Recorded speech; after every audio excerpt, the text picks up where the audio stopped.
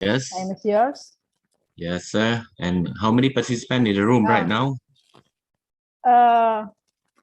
Only maybe 27, 25. 25. So we wait for another 5 minutes. Okay, okay. Then I That's start. great. Okay. Okay then. Sorry, I have to hurry a little bit because I have appointment with my athlete at 2 o'clock for strength training today. Oh, okay, okay. But don't worry, I will late for training. But I will finish my lecturing. Okay. You can do in the same time. Okay, I will carry my laptop and train my athletes and lecture in the same time and give my athletes to be the example. Yes, you can show them when they're training. Good recommendation, Pare.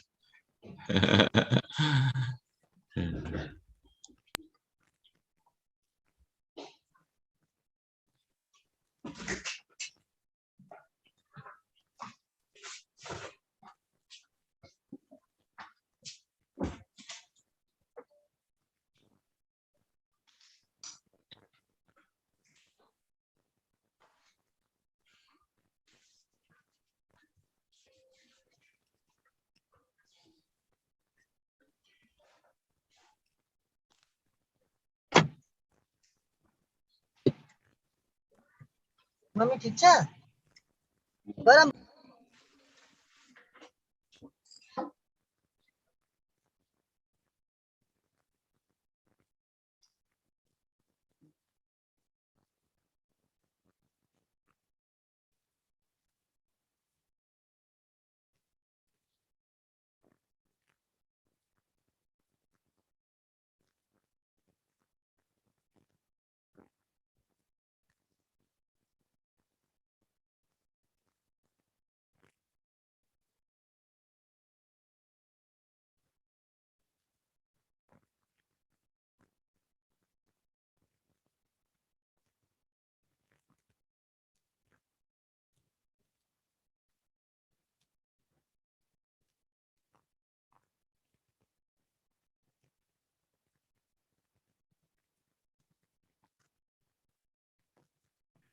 Ibu, sudah ready-nya deh belum? Belum. Sebentar lagi.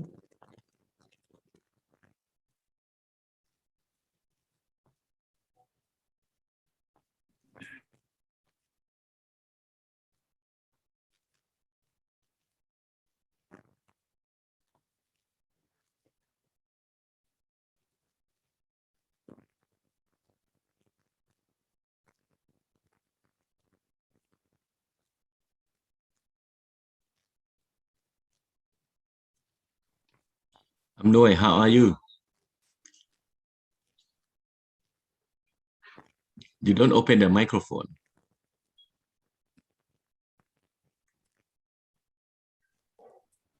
Okay, I'm fine. Thank you.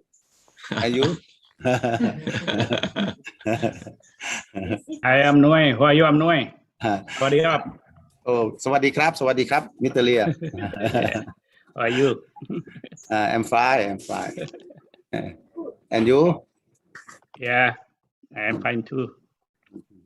I already friendly with the COVID, so no problem.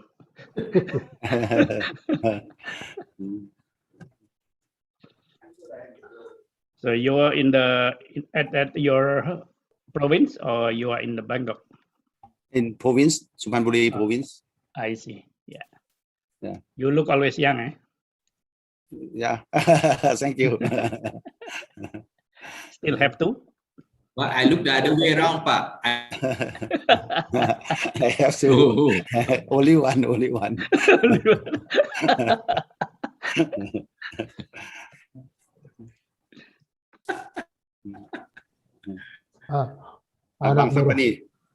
Anak baru gede, diam saja kau. Abang Sapani. Lagi oleh tepi ni. Abang Sapani, how are you? How about you, Noi? Okay. Okay, I am okay. Back in Thailand, eh? Back in Thailand. right. Okay, time to start. Huh? Yes. Yes, okay. Okay. Most of them here. Okay, time's yours, Pak. Thank you.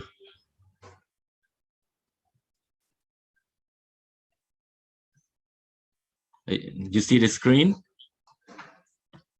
Ria? You see the screen? Yes, yes, sir. Yes, Okay. yes. Okay, good. This afternoon, so my unit will be strength training.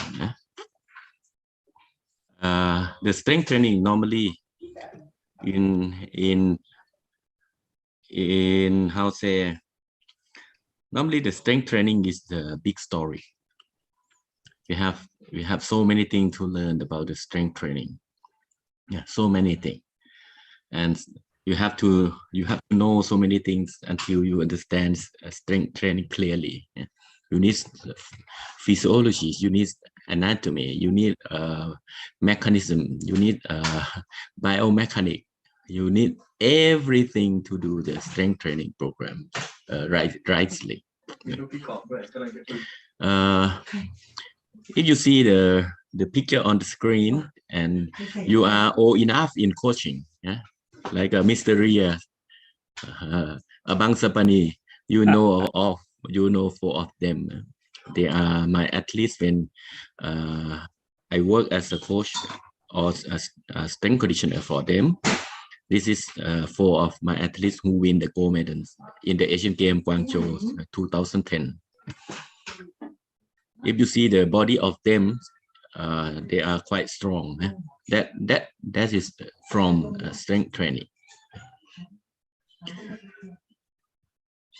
Okay, strength is just only one of the components of the physical fitness or biomotor ability, but also is it one of the most important. One of the most important for the strength and conditioning is the most important for the physical fitness or biomotor ability. Let's look at here. This is the strength. This is the strength, and this is the speed. If you are the throwers, you are more to strength, but if you are the sprinters, you are more to the maximum speed and lightly maximum speed endurance. Here, all of these are interlinked together in many events of athletic or in many sports. Today, I want to mention you, discuss with you or share with you only for outline. For outline. First one, I want you to learn about what is strength. What is strength? Second one is what is the function of the strength? Why we have to do strength? Why we have to do strength? Then how many types of strength? Strength can be divided into how many types? And last but not least is how to train strength correctly. How to train strength correctly. This is the most important one. How to train strength correctly. But before you train strength, you have to know what is strength. Before you train strength, you have to know why we have to do strength. And before you do the strength, you have to know how many types of strength and what is the difference between strength type. And then you can start to do a strength training program for your athlete. Before we start, I want all of you to try this exercise. Just try, yeah, just try. Everybody try, only Padui cannot, okay? Paria can try. Padui, no. Oh, I can do that.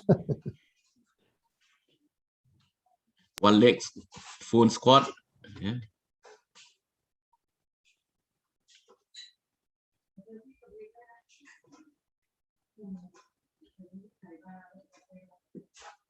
He's checking. This boy is checking, but he still can do. Why he's checking? He's strong.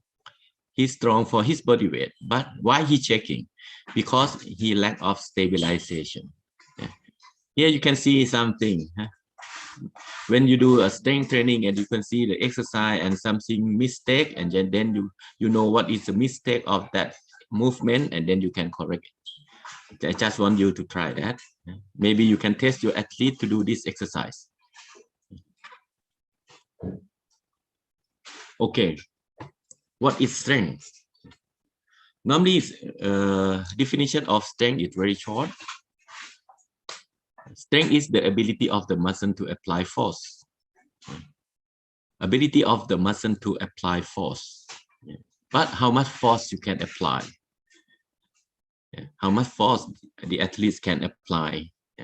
How much force the athletes can apply in squat exercise? How much force the athletes can apply in power clean?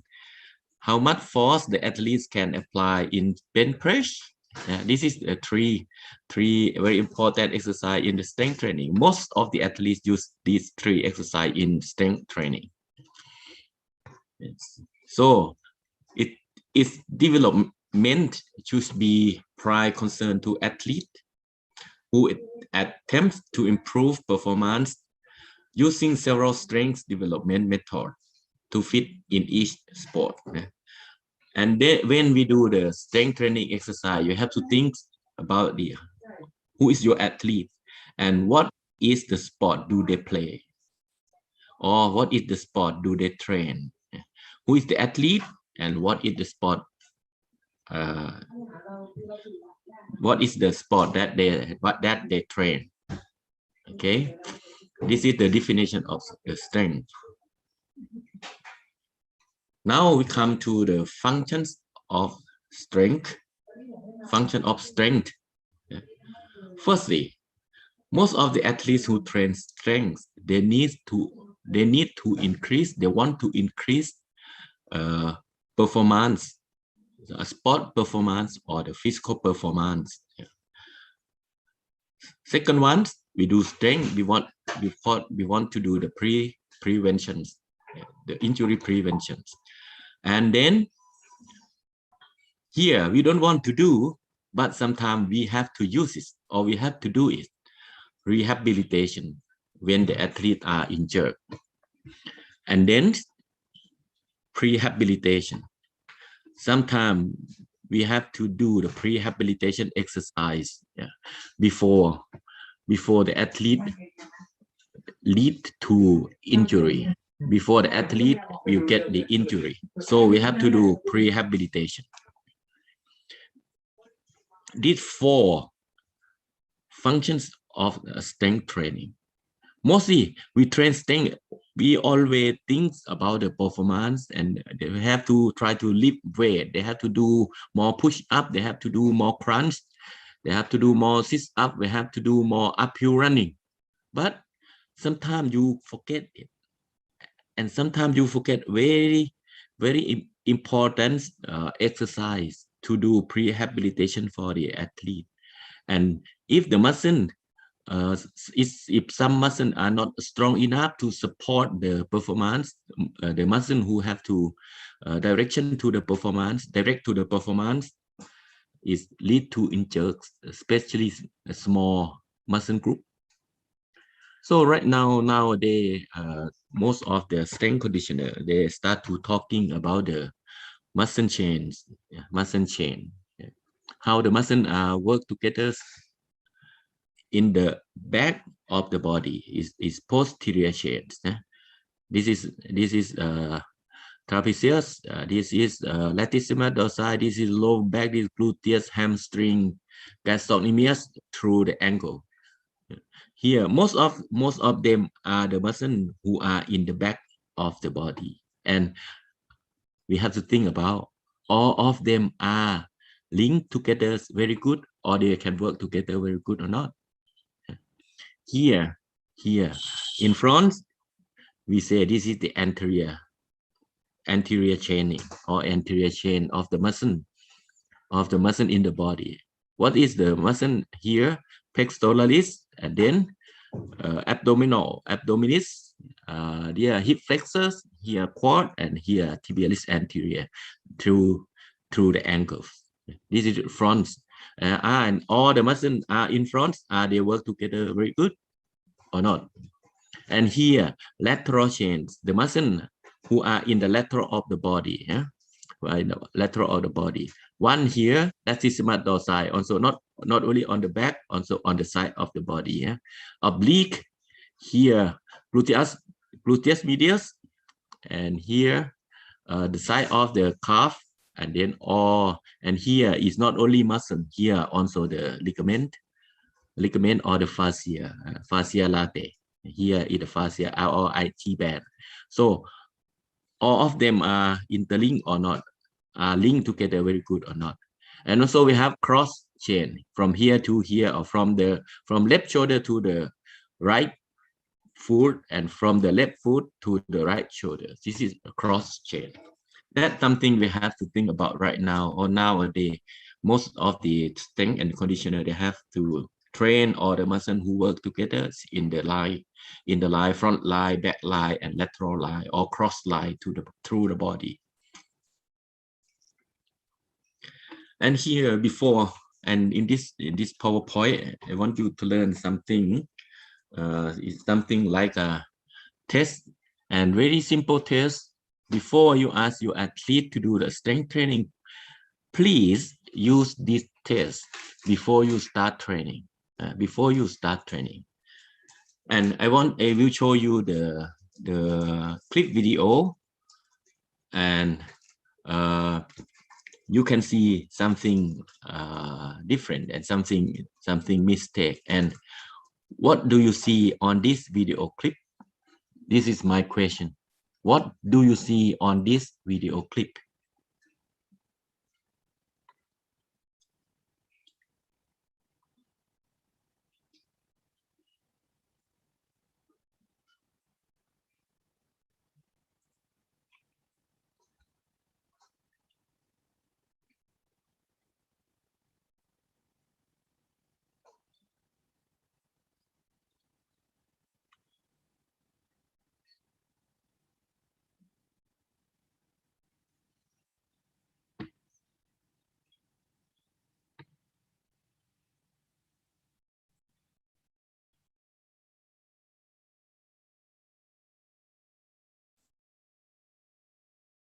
Okay, what do you see from this video clip? He Keep doing listening. squat. This is squat, yes. And what do you see from this squat? Earlier student were disbalanced. Yeah, it's lack of balance. Okay. Legs shaking.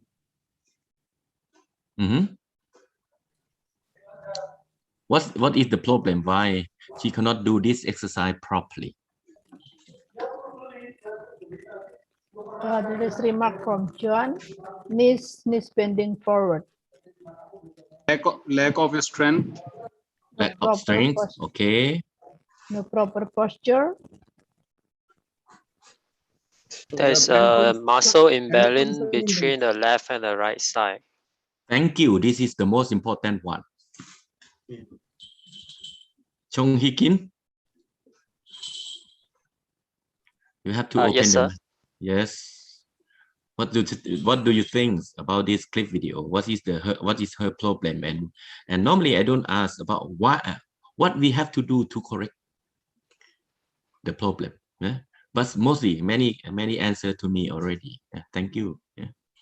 The most important one is the muscle imbalance between the right and the left hip. Let's see one more time. When she start, one more. See one more time. You see the right hip. The right hip is very big and the left hip is very small. See? One more.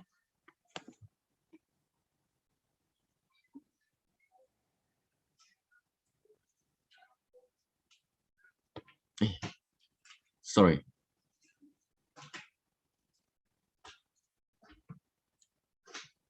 Now you can see clearly. You see the level of the bar. Normally the bar must be parallel to the ground, but the level of the bar So hand lean position to also imbalance. just imbalance. Yes, The parallel, the body is not parallel. the body not balanced. Yes, but the guy who said the muscle imbalance between the right And it balances one side. and the left hip, and the balance between the right and the left Right side. problem. The right side is more bigger. Yeah, the right side is bigger, and the left side is smaller. Lack of coordination between two arms. Lack of coordination between two arms.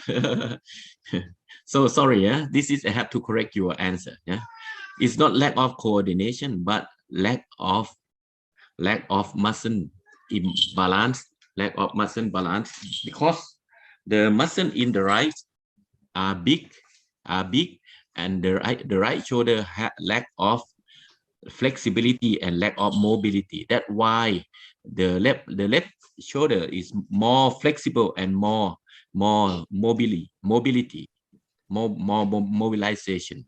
But this shoulder cannot move. That's why here it higher than the right. See, so in this exercise you can see a lot of problem. So before you start to do your strength training with your athlete, please do the test. This is a very simple test. Normally we have to do the body test, functional muscle test. Yeah, then we know when we know which joint are problem, and here hip joint problem, here is shoulder joint problem, and here gluteus muscles on the right side are bigger than the left. Yeah? So we can see a lot of problem here, and then when you do here correctly, and then you can start to write the training program, and then the training program will be more benefit to the athlete. Okay, don't do strength training program with your closed eye. Okay, open your eye first, do the test, and then you see the problem, and then after that you can design your strength training program. So what do you see on this clip? First one, muscle imbalance. Second one, flexibility problem. Third one, stability. The trunks are very weak. The core strength are very big, and the joint mobility. Here, the hip joints and the hip joint and the right shoulder joints have a problem about the mobility. That's why you not only do strength training exercise, you have to correct them with the flexibility and the joint mobility exercise. Okay, we go next. How many types of strength training? In the strength, you have to classify the type of strength first, and then you have to understand the each strength meaning, and after that you can do strength training program. Yeah. Type of the strength. First one is maximal strength. How do you test the maximal strength? 1 RM. Yes, okay, 1 RM. Yeah, 1 RM. Yeah. The maximum strength of each exercise is 1 RM of that exercise. Yeah. What is the maximal strength? Greatest force produced by a single voluntary contraction. Only one contraction, and you can create big force or greatest force. Only one contraction, or only if we say in strength training, one lifting, or we say that is 1 RM, 1 repetition maximum. The second one is a speed strength. A speed strength, mostly we say that this is power. This is power. Okay, what is speed strength? Ability of muscle to produce high level force as fast as possible. What is more word from maximal strength? As fast. So if you want to train speed strength, or you want to train power, you have to add fast move in the exercise. So what is the reaction of the strength? Or what is the reactive strength? The reactive strength is the state shortening cycle. The muscle itself can stretch and then shortening in the very short time, lengthening and then shortening in very short time. And the fourth one is a strength endurance, a capacity to maintain a quality of the muscle contractile force over long period. Yeah. The muscle can contract more repetition, or the muscle can contract in the same movement more repetition, or longer periods of time. That is the strength endurance. What is the event specific? The last one, this is my additional, yeah, because event specific strength. Ability is the ability to apply force in the specific movement pattern of each sport. Ability to apply force, specific movement pattern of each sport or of each event. How the javelin throw apply force in his throwing direction. Yeah. He's apply force in the throwing direction. Sprinters, how the sprinter apply force? They apply force to forward direction. This is sprinter. In the horizontal velocity. That is the sprinter. Okay, now you tell me in the athletic events, which event need more maximal strength?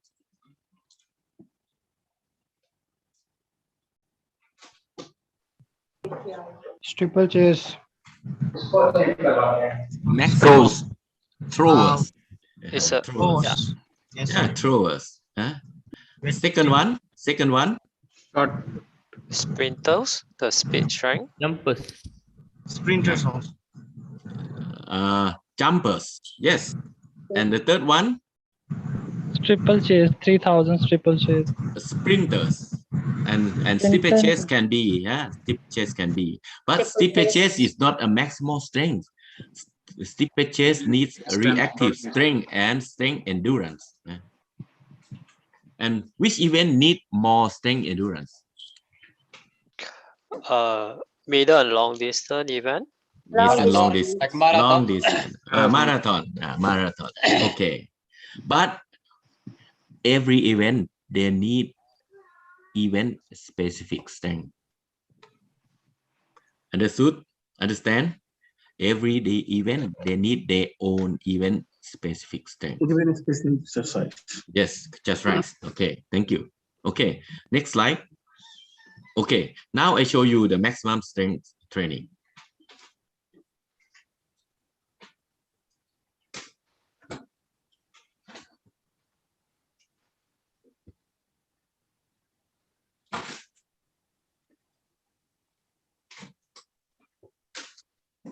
This is the hammer thrower who throw close to 70 meters. Eh?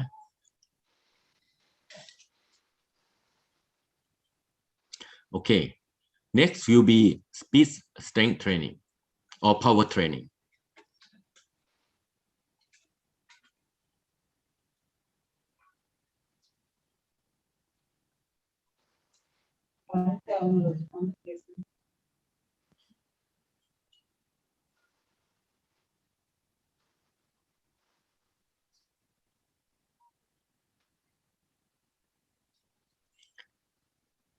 Next will be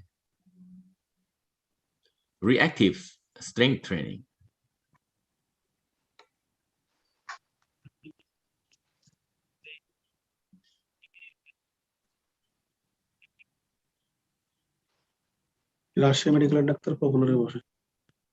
This is not the throwers. He is the tennis players who get the scholarship and study in England. Now he is the professional player. Sorry, can you unmute? Sorry, can you unmute? Okay, thank you. And number 4, strength endurance.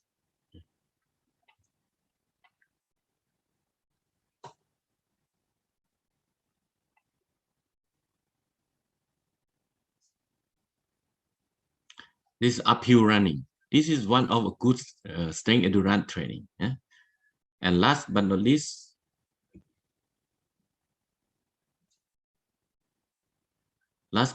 I love this clip video very much because it shows us how to do a specific strength training clearly.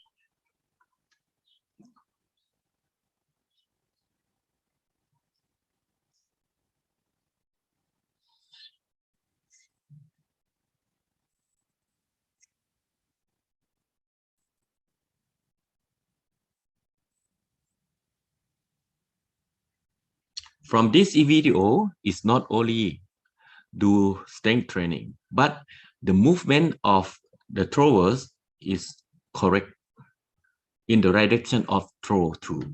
That is a very good event specific strength training example. I want you to see clear, and I want you to see clearly about the type of strength we have. Now we have 4, but additional is every event they have their own event specific strength conditioning or event specific strength training. Is youth athlete, are the youth athletes can do this exercise? This is question to you. Are youth athletes can do this exercise? Can? I don't think so.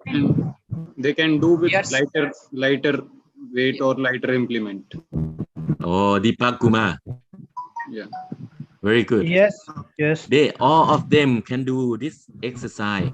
Only you cannot use Not big maximum. weight. You cannot use big weight. They can learn technique of lifting. They can do squat, they can do clean, they can do snatch, but with the light weight. With the light weight. Okay, good. We have to clear this because many people always say young athlete cannot do strength training. Why? Because all young athletes, they have to do strength training. They have to start conditioning. They have to start technical movement of strength training. Do you believe me? Power clean is very high technical training. Okay, understand? In the power clean, it's very high technical movement. Yeah. In the snatch, they need high technical movement and very high coordination.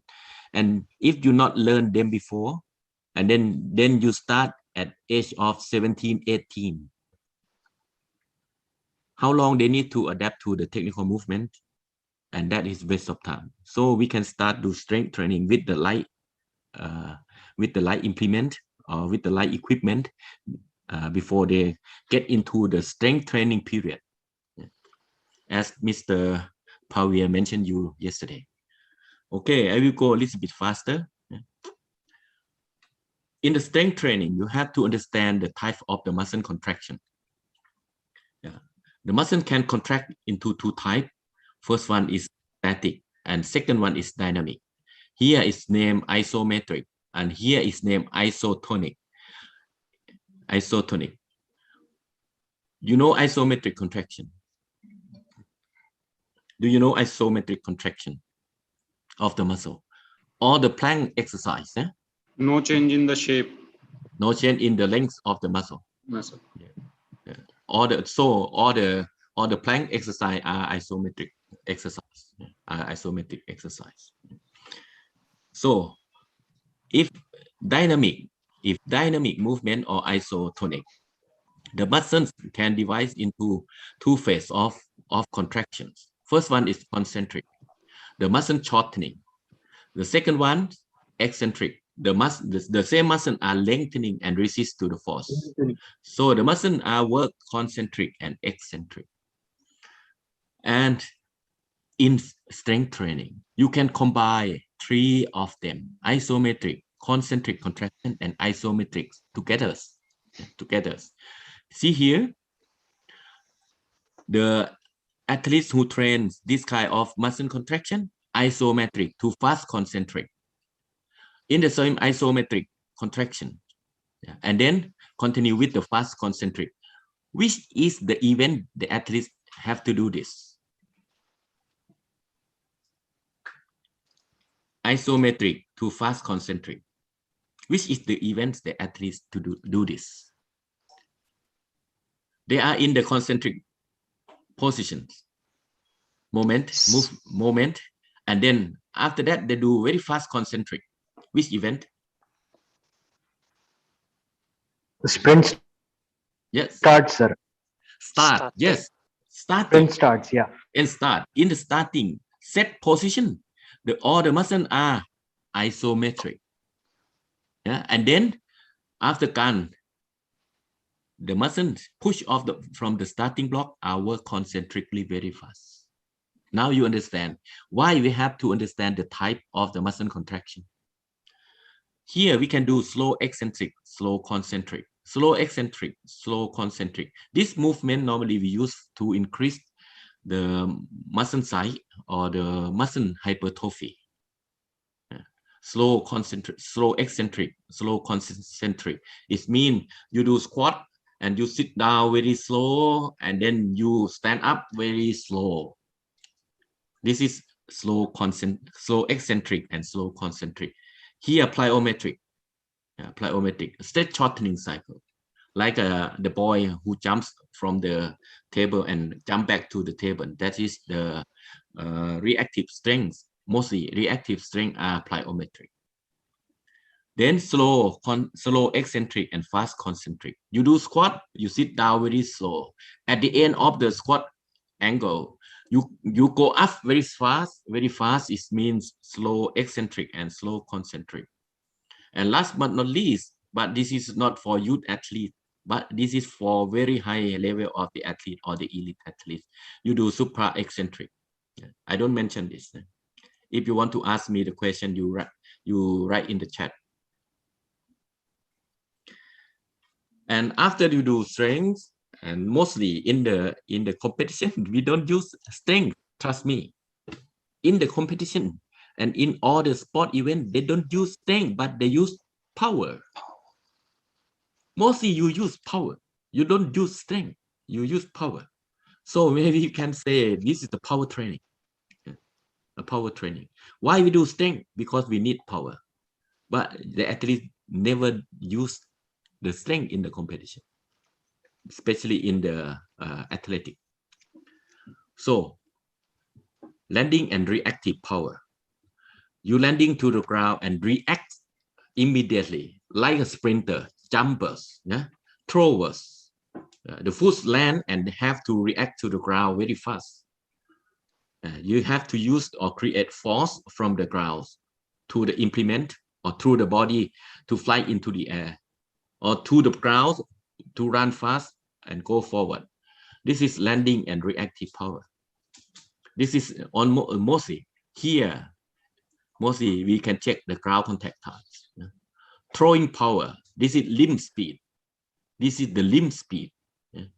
The arm have very fast speed when the javelin thrower do the javelin throws. Take off power.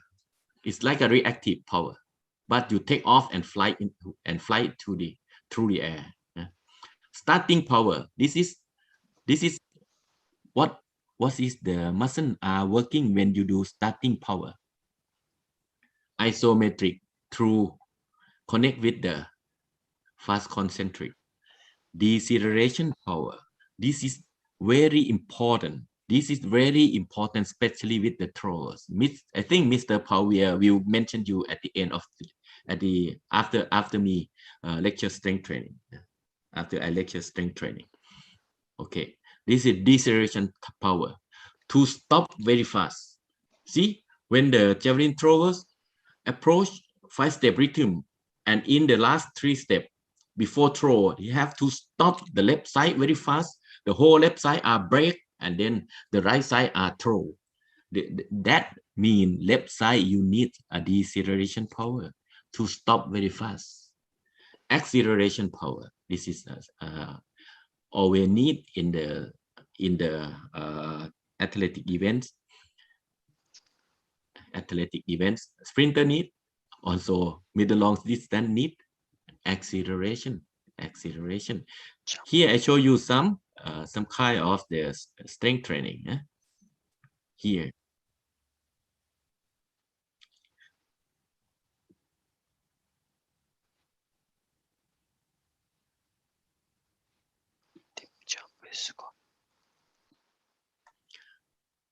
What happens to the muscle contraction when he stops very fast?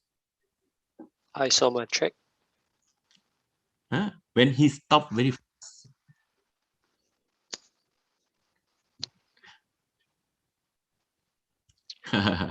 when he stops very fast, firstly, the eccentric movement first. The eccentric contraction start first. Yeah.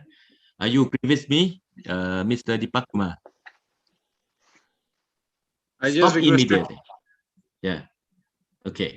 Stop immediately. That's first movement, that first contraction is eccentric. And after that become isometric. Yeah, isometric. Okay. This is what you train. This is you train deceleration power or landing power. See? Okay.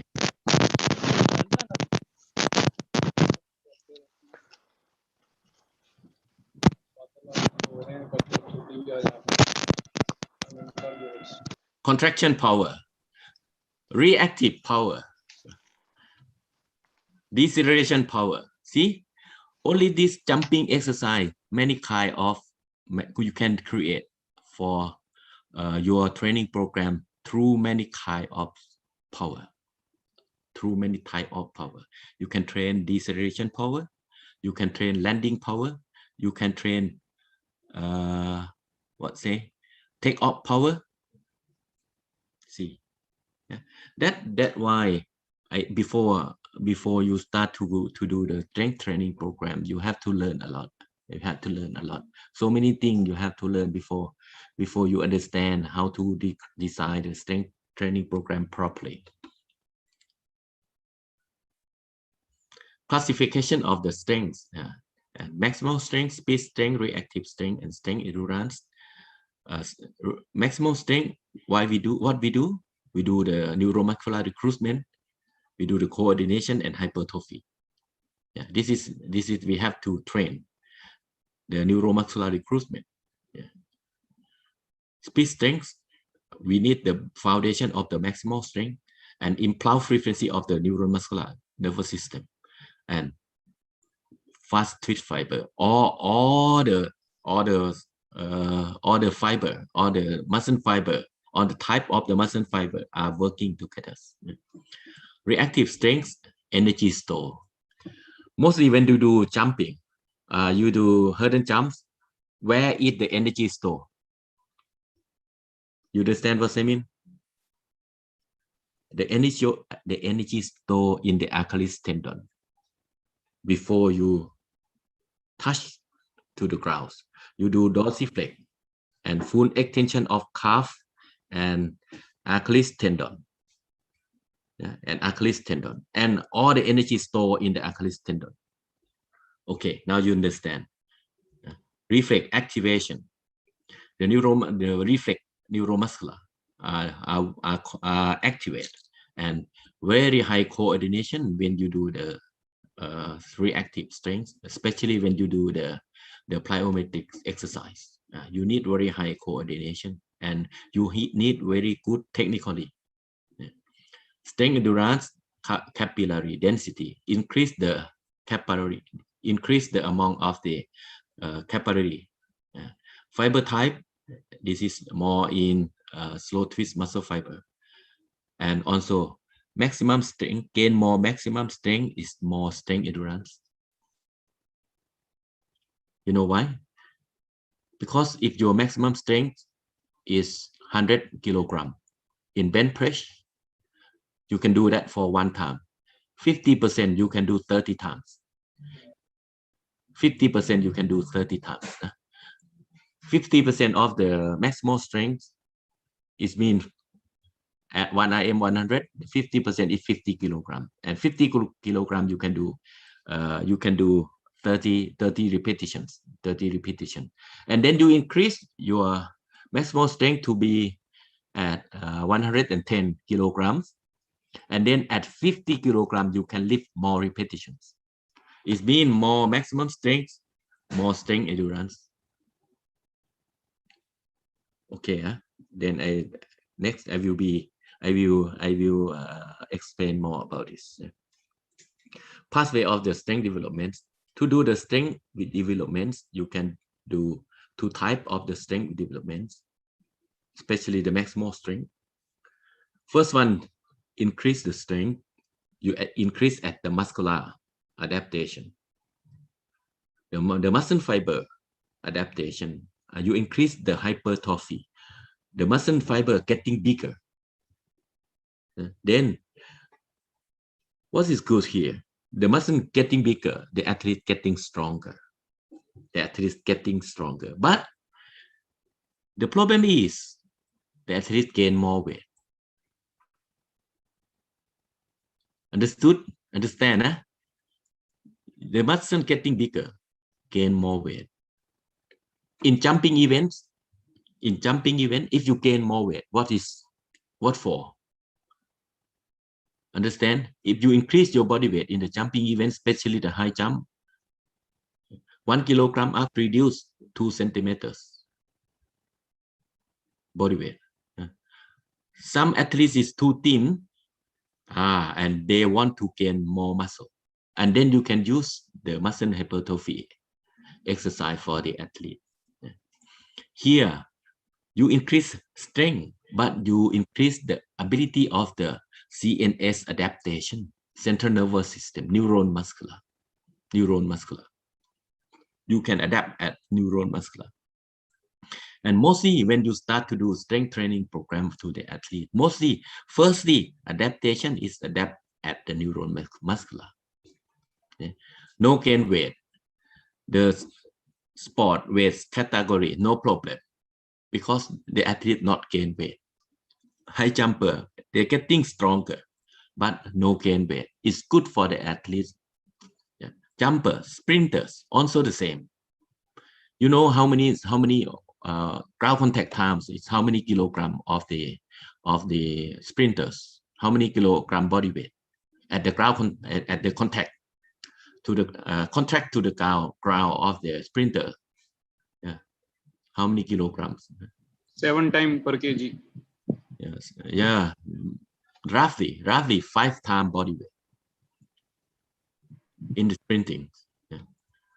So boxing, weightlifting, judo, or sprinter, jumpers, maybe thrower, we have to do some here, but sprinters, okay, if they are too light, maybe you have to increase muscular here, and then we adapt neuron muscular adaptation. And why we have to do that? See, if you want to increase a maximal strength, or to increase the strength, you have to recruit all the neuromuscular of the fiber type. This is the type 1 slow twist muscle fiber. This is type 2A fast twist, type 2A muscle fiber. This is type 2B fast twist, type 2B muscle fiber. And if you use the intensity more than 85-90%, it means you recruit all the muscle fiber are working together in the same time when your athletes are lifting.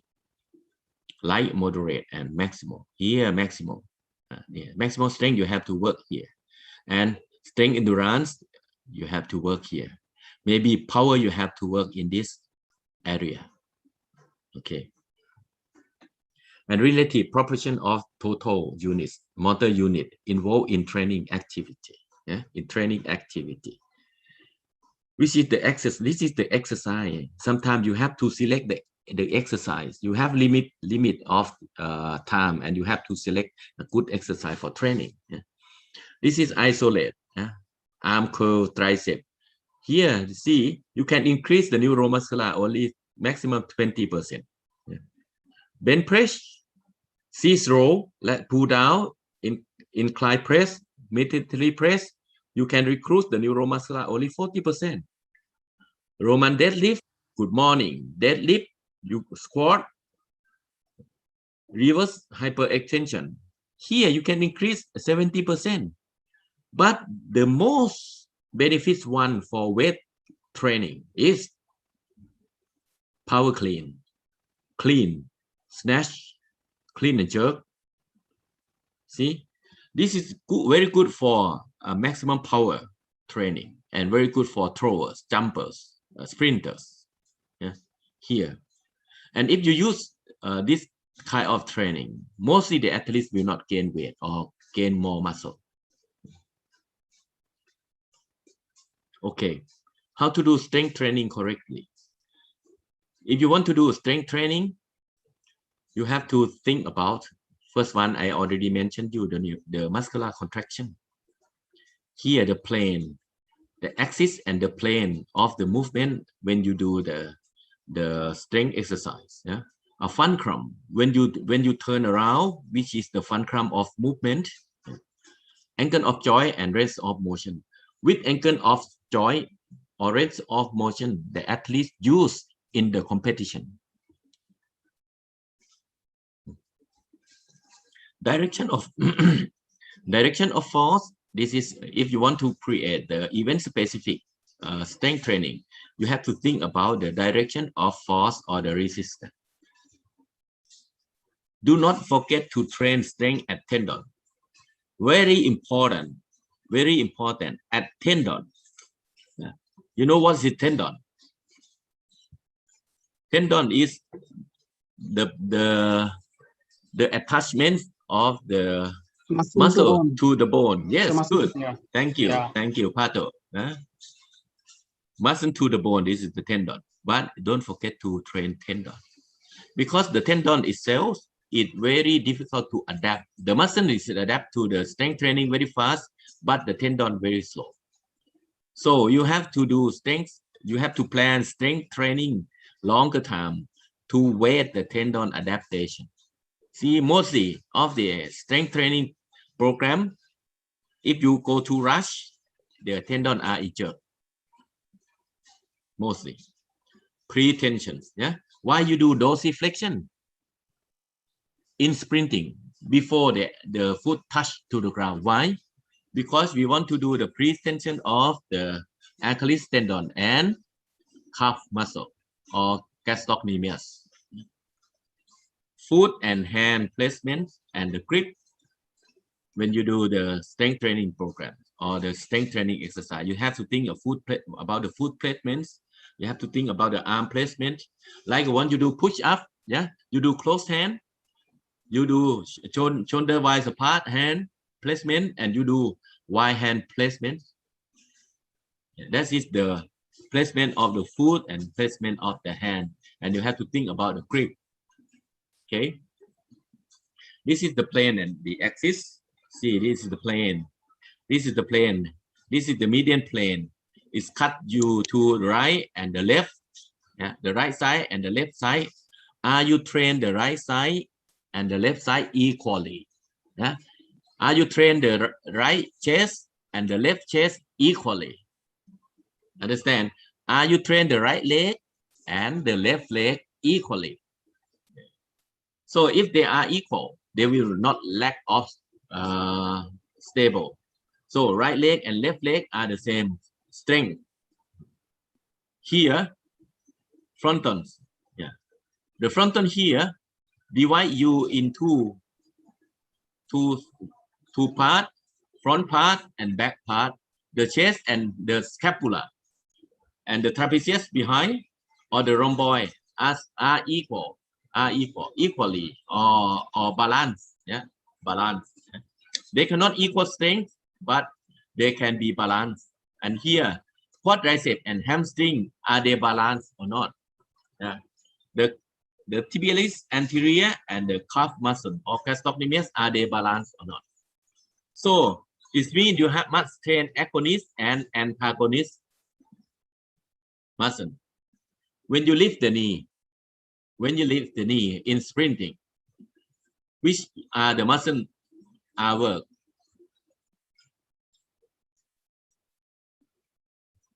Easy also as. Yeah. But when you pushing, you do take off position, which is the muscle who extend the hip. Here hip flexion, here hip extension. Both athletes must be balanced. Must be balanced. Now strength training. The load used in exercise affect to the type of adaptation, which is stimulated. Yeah. If you want to train strength endurance, you use more repetition and lightweight. If you want to increase the maximum strength and you want to do the neuromuscular recruitment, you use less repetition, but more weight. Here, you can, if you add a speed and you lift the weight very fast, it means you train power or speed strength too. Here, a speed strength, this is speed strength predominant strength, but here speed strength predominant speed.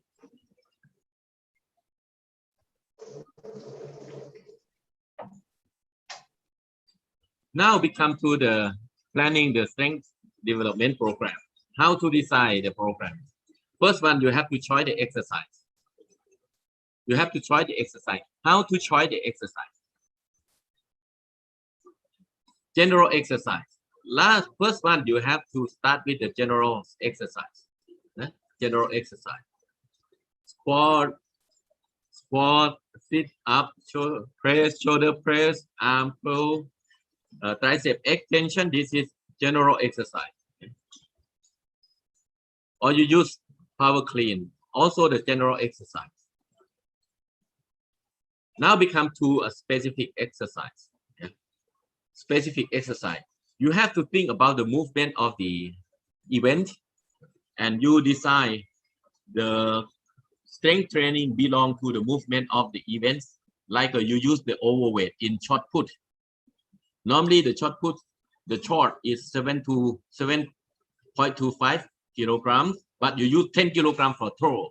That is event specific strength.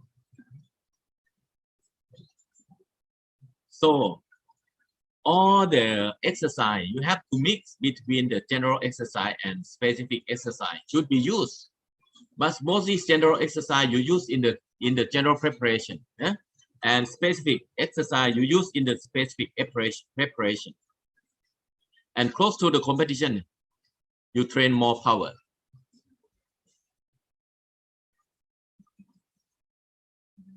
Now we come to the order of the exercise. How to order the exercise? Which exercise should be done first? Yeah, which exercise we have to do first? First exercise you have when you order the exercise. Yeah, when you order the exercise. The exercise who done first? Which exercise done first? It means exercise require high skill should be done first. The exercise require high balance should done first. Compound exercise should done before isolate exercise. Now, just three explanation. I want to ask you a question. If you have three exercise today, power clean, squat, and bench press, which one we have to do first? Power clean. Power clean. Yes, power clean. Second one? Bench press. Good. Third one? Rest. Squats. Squat. Yes, good. Now knowledgeable. Now our group is knowledgeable. Okay. Big muscle group before small muscle group. The order of the exercise should be chosen to use different muscle group alternate. Upper body and lower body. Lower body. Last but not least, core muscle group should be done last. Why core muscle group should be done last?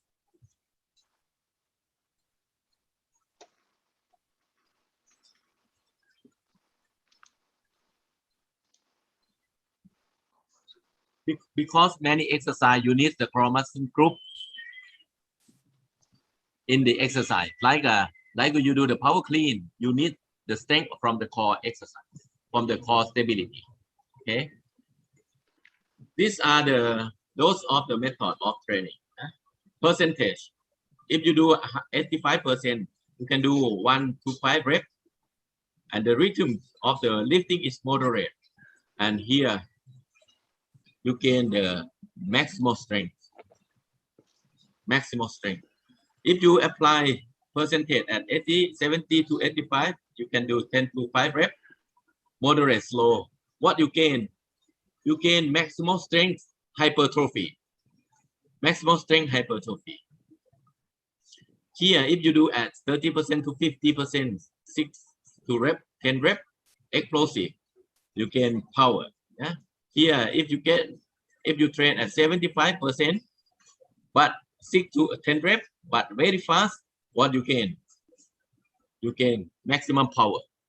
See, and if you want to train muscular endurance, you need less resistance, but more repetition. More repetition for training. Okay. This is the adaptation of the strength training. Yeah? Here, 70 to 75%, you gain muscle mass.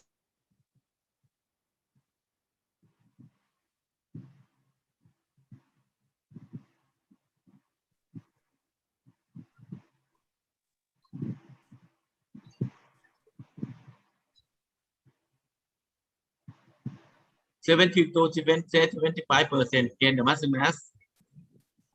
Are you hear me? Yes, yes, we can. Yes, yes. Okay. Yes. 8 to Yes, 12 sir. reps. 8 to 12 reps.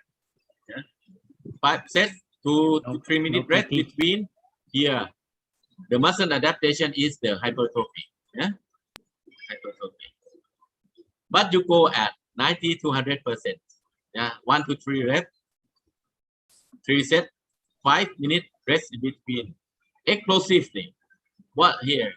You gain a little bit muscle mass, but no muscle mass. Yeah, no muscle mass. But you utilize the muscle potential and maximum force. Here, the load at 60%. 60% of 1 RM. 20 repetitions. Here, more in resistant neuromuscular fatigue. See, this is the adaptation. Mitochondria, no. Enzymic, good. Muscle mass, a little bit. But here, you do slowly. This is from Professor Schmidt-Bleicher. Maximum strength, this is only 1 page. This is enough for the maximum strength training program. 75%, 95, 90 to 100%. Optimal box height. This is jumping plyometric. Yeah? And this is the strength run at 60%. This is the repetition. See? And this is the set. How many set? How many set? How many set? And how many set? Rest interval. Yeah? How many minutes? How many minutes? And here, slow to rapid. This is explosive. Short contract times. Yeah, and slowly. So different type of strength have different training detail. Yeah, they have different training detail. Okay. Here, complex training. I will not mention this especially in the youth.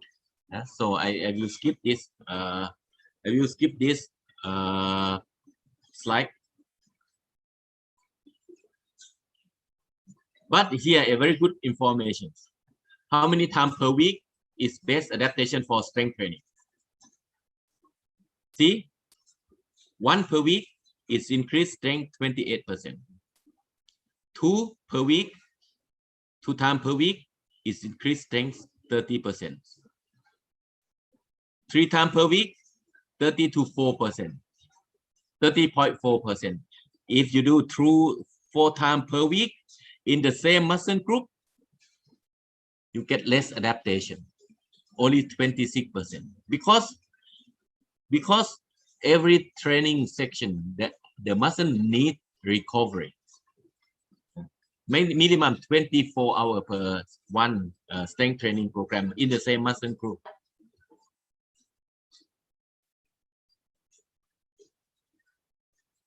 When we do the strength training, yeah, we have to do the strength training with the coordination. You have to do coordination too. Don't only do the strength training program. Yeah. Why? Because in the strength training, in this, when you use the strength of the muscle or you use the power, you need to use the coordination of the movement. Coordination also play a big role in the strength application or in the muscle power application. So we need to train a coordination very good too. This is the periodization of the strength training. What we do first, we have to do strength conditioning. After have a good strength conditioning, you have to start to do the maximum strength or maximum power here. Maximum strength or the maximum power here. After that, you do speed strength or speed strength endurance belong to the event. Here and here, this is the general preparation. Here, specific preparation. And here, pre-competition. And here, tapering. Here, we will mention you tomorrow when we talk about the periodization of training. Okay, we not mention you today. Yeah? Strength training must be systematic. Start from general to specific. Start from basic shape to a top shape. So preparation of the strength training is very important before you start to do specialization.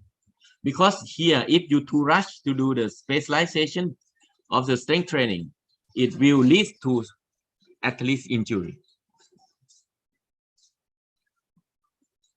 Here some core body exercise. You can see, you can cap from this. It's a lot, it's plenty of exercise in the strength training.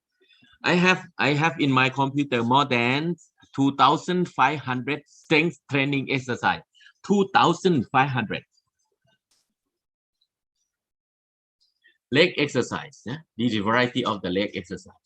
You can select is squat, side lunge, cross lunge, cross, step up, side to side lunge, side slide up, many exercise, back squat, front squat.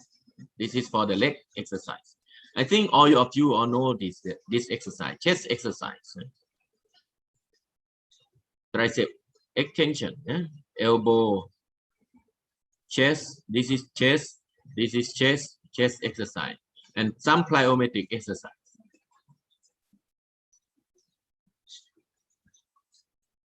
Last but not least, this just to remind you, do what your athlete need to do. You have to do that, but do it correctly. Very important. Okay, this is just show you some strength training exercise. This is specific to the throwers. This is throwers. This is for rehabilitation or prehabilitation exercise. Prehabilitation exercise.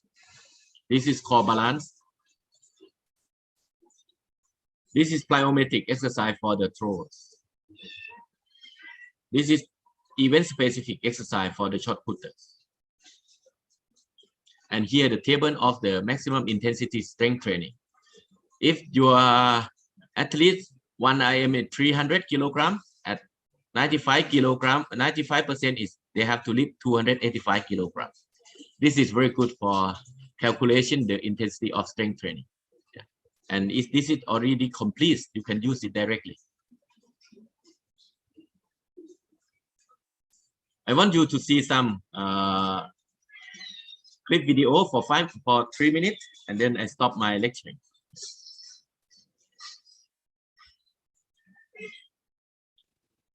Speed, agility, and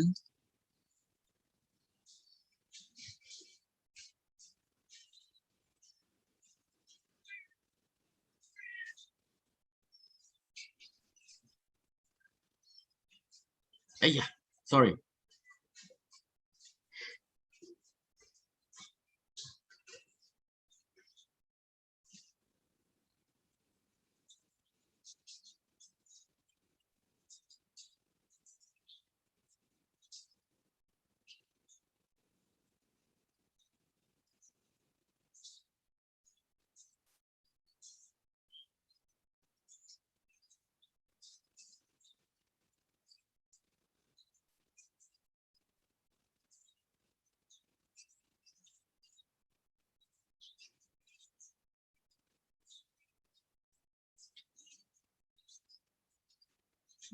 This picture, I want to show you why they throw more than 20 meters, how explosive they are.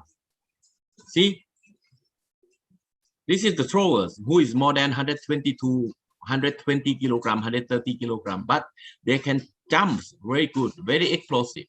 How explosive they are.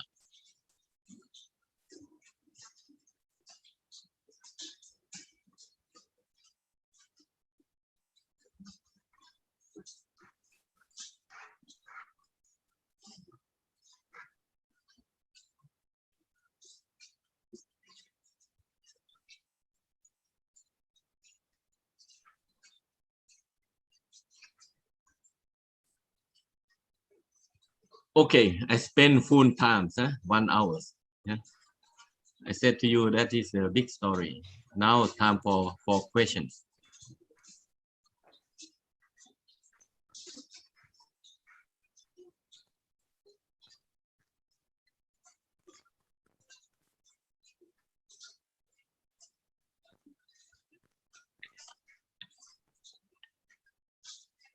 There is question from Yes. Mr. Deepak. How to Yeah. do tendon adaptation or strength training? Please give me one or two example.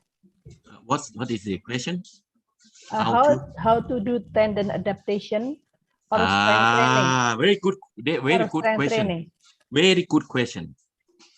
Okay. I need some examples, one or two. Okay, one.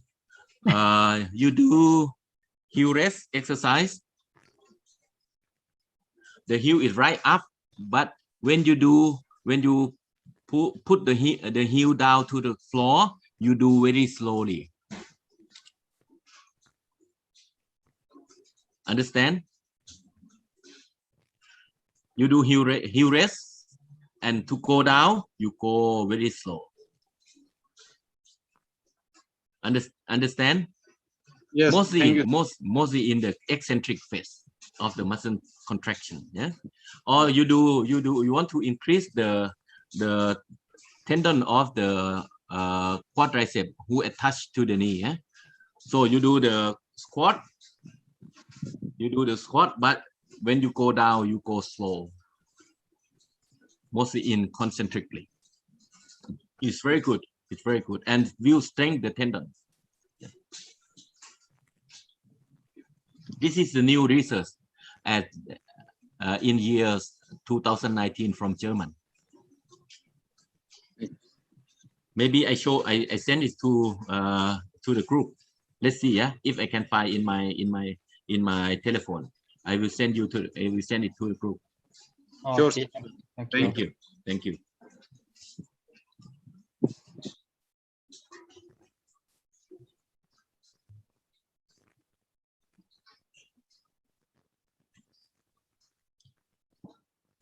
Okay, let you ask the question in the chat room. I have to leave the room because my athlete is waiting in the strength training room. My assistant is work there, and Mr. Pavia is waiting for a long time for today to start his lecturing. Ria, you sent me the question in my through my WhatsApp, yeah? Yes. And then I answer the question. Yes, okay. Thank you, Paika. Thank you very much. Thank you, Ika. Thank you, Paria.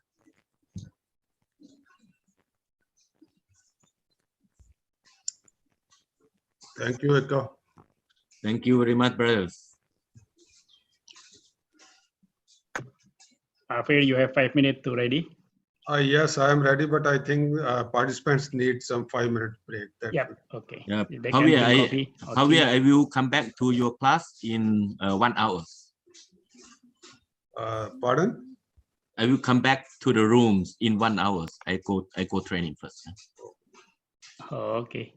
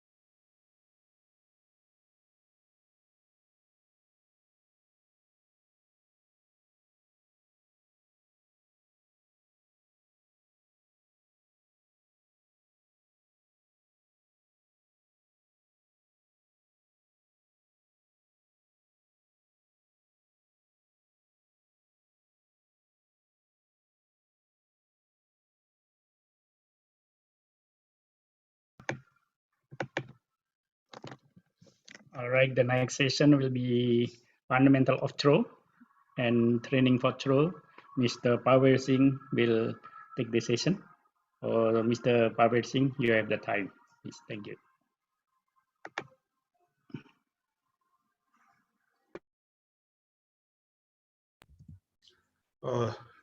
Thank you, Ria.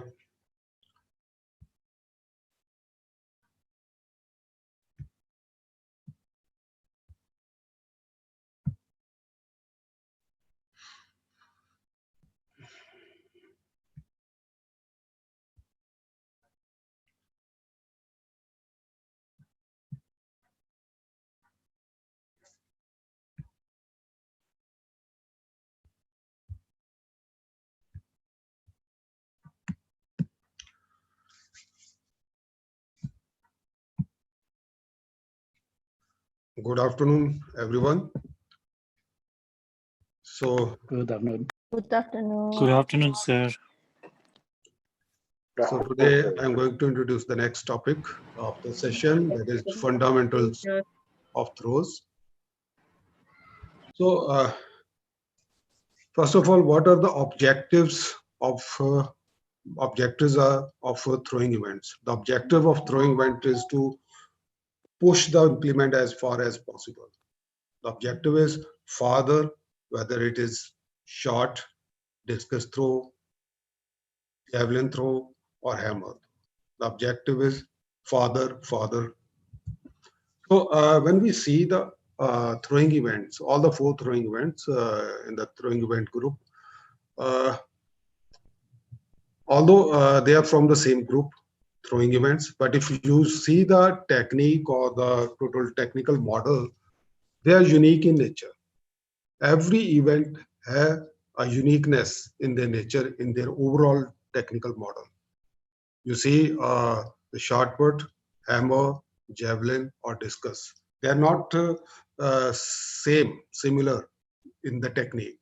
And this makes them unique in nature.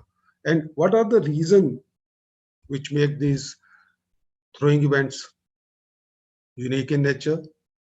These are because of the specific restrictions or limitations set by rules of world athletics for past.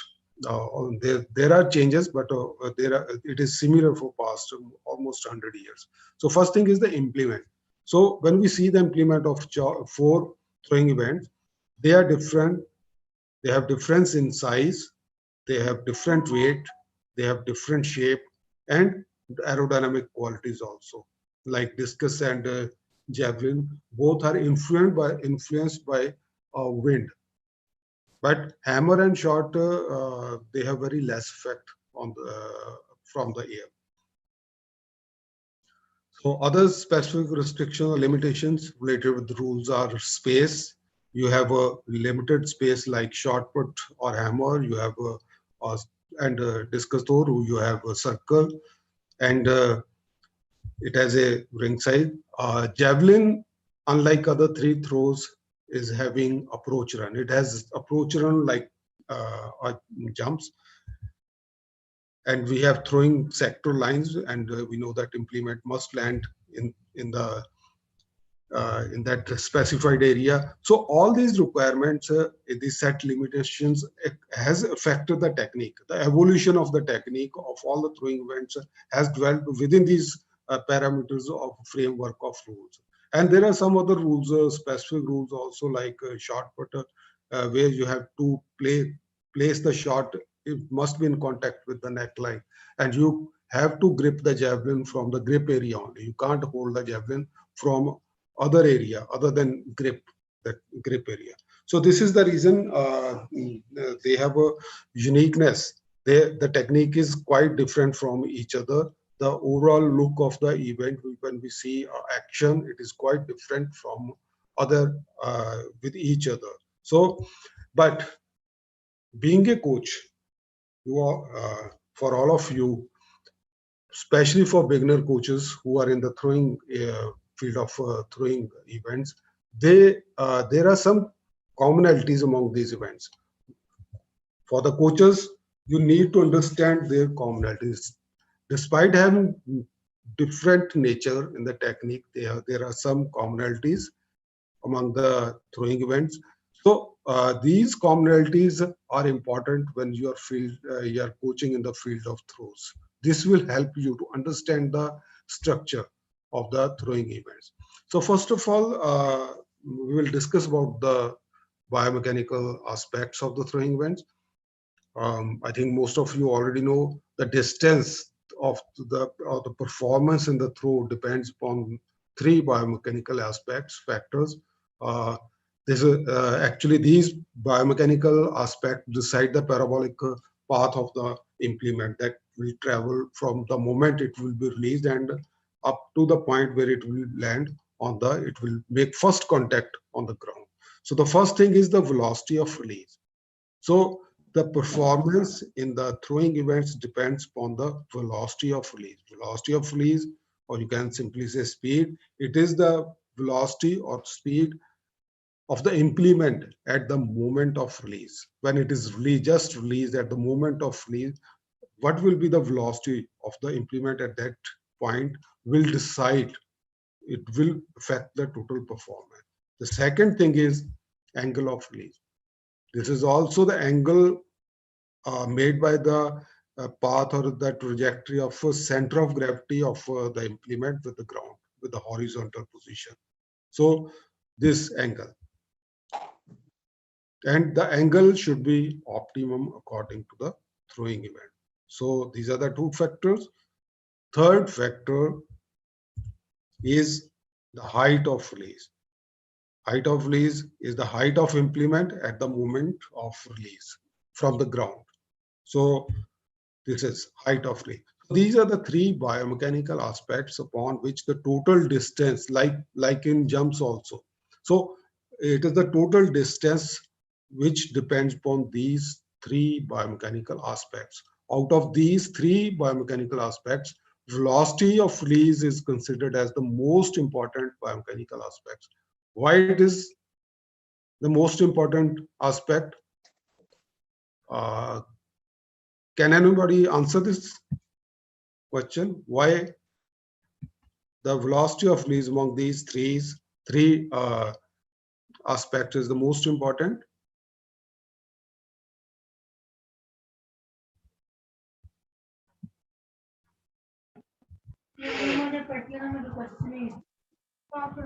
Velocity.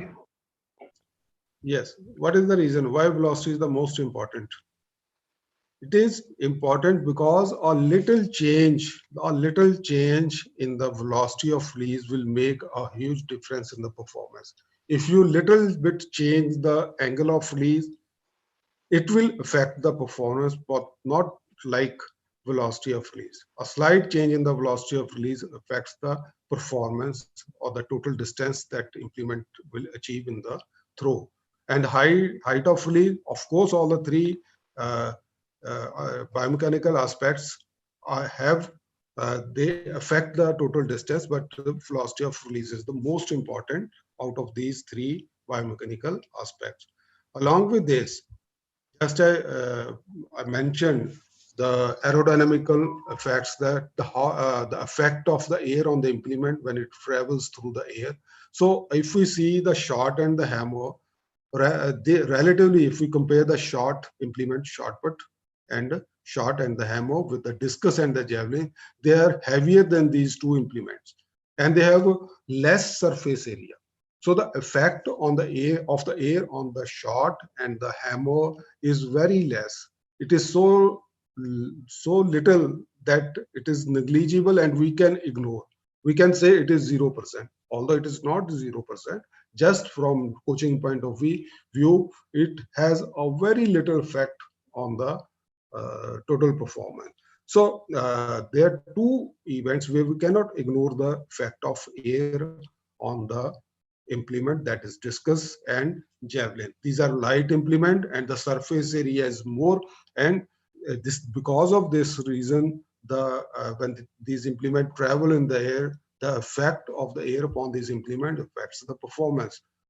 Okay. So it is not only the weight, also the total surface area. Like just for example, just you take a paper of one piece of paper, okay, just simply you just drop from some height in your room, you know that it will float and it will take some time to land on the ground, okay, and pick up the same paper, crush it, make a ball and just drop. Now it will go straight down and very fast.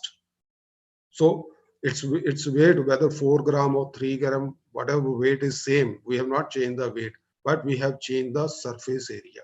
So it has reduced the air resistance when it is dropping down. So similarly, because of this, we have a light implement, more surface area. So the effect on the air on the implement is more. So coming to this point, just you see here in front of your screen, it is related with the discus throw. There are two situations. You can see in the first situation, the discus is landing close to the 63 or 64 meter. And in the second situation, this sky blue one is just beyond 50 meter. So in both cases, in the first case, the discus has been released with some spin around its short axis. When you release the discus, the thrower imparts the spin.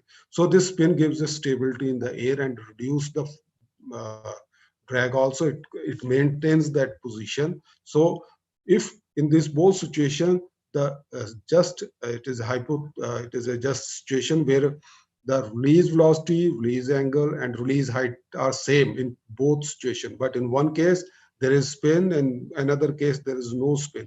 So first case, the discus is stable, it lands 63 to 64 meter. In second case, when there is no spin, the discus topples, it wobbles, and it experiences more air resistance. It is land just beyond 50 meter. So it makes a big difference. So it is just an idea to understand the effect of the air on these two implement, discus and javelin, before we go for the other common things related with the implement. So first of all, we need to understand the movement structure of all the throwing events. We are discussing about the common points, because as a coach, if you know these common points first at the first stage of coaching, it is very useful actually. So movement structure of all the four throwing events, all the throwing events, first they are having first phase, that is we can break this whole movement structure into four phases. The first one is preparation. Okay, so preparation, as you can see in this photograph, the thrower stands in the circle and may do some preliminary movement before starting the actual action. So holding the implement, achieving the position. Then the second phase is known as momentum building phase. So momentum building, as its name, you can understand. So thrower builds the momentum, generates the momentum in the throwing events. The photograph is only from glide technique. So the thrower, just here you can see, is taking glide along with the implement. So getting speed, generating momentum. Similar in other events also, like even in rotation shot also, the throw starts rotation. Discus also starts rotation. Hammer starts taking turn. Javelin throw starts running along with the implement in the approach run. So the throw starts generating momentum to achieve some speed. So this is the common phase among all the four throwing events. The first phase is preparation phase. The second phase is momentum building phase. The third phase is delivery phase, where the thrower tries to transfer the whole momentum from the lower body to the upper body and to the implement in the release. So all the four throwing events are having this third phase, which is known as delivery, and the final phase is known as the recovery. Just Mr. Eka mentioned, trying to decelerate, trying to slow down, part of strength ability also. So here the purpose is to avoid the foul, because according to rule, the thrower has to stay within the throwing area till the implement lands, and also he has to come out from a specified or direction or area. So the thrower recovers in the recovery phase and stops and balances, and because still the thrower is having some momentum, if the thrower makes any contact beyond that point, it will cause fall. So just to understand movement structure, we will discuss other points with these phases in the next slides. So there are 4 phases of all 4 throwing events. Every event is having preparation phase, then momentum building, then delivery. After that, it is recovery. So in the preparation phase, you can see, first of all, the throw, because it is implement, the thrower holds the implement or grips the implement and assumes a balanced position in the beginning from where the action will start, the further action will start, and concentrates. Because all the throwing ones are very explosive and very fast in nature, it takes, even for a short discus, it takes less than 2 seconds to perform the action. And so a focus of concentration is required in these throwing events. The preparation, although the preparation has no direct influence on the throwing distance biomechanically, but getting proper position is important, because if the position or the preparation phase is not proper, it can disturb the further momentum building phase. Then after preparation phase, the next phase starts, the momentum building phase. So you can see on the screen, glide. So the thrower you see on the first frame on the top left side, this is the part of preparation phase.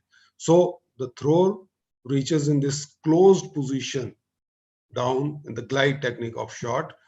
From here, the throw begins the glide phase, which is known as momentum building phase. It starts from here till the thrower lands on the right foot about the center of the circle, and the left foot makes the contact. The moment the left foot makes the contact, it is the end of momentum building phase. So this is the momentum building phase from this point, starting point, up to the left foot making contact with the ground. So momentum building phase for short put glide technique. Similarly, you see here in discus throw, at the end of the swings, that was part of preliminary phase, the thrower starts the rotation from here. Okay, starts rotation, lands about the center of the circle, then the left foot makes the contact. This is the end of momentum building phase. Similarly, in the javelin, the thrower you can see is running, carrying the javelin in the approach run, then withdraws the javelin, okay, and takes certain steps like crossover, land on the right foot, and when the left foot makes the contact, the momentum building phase end.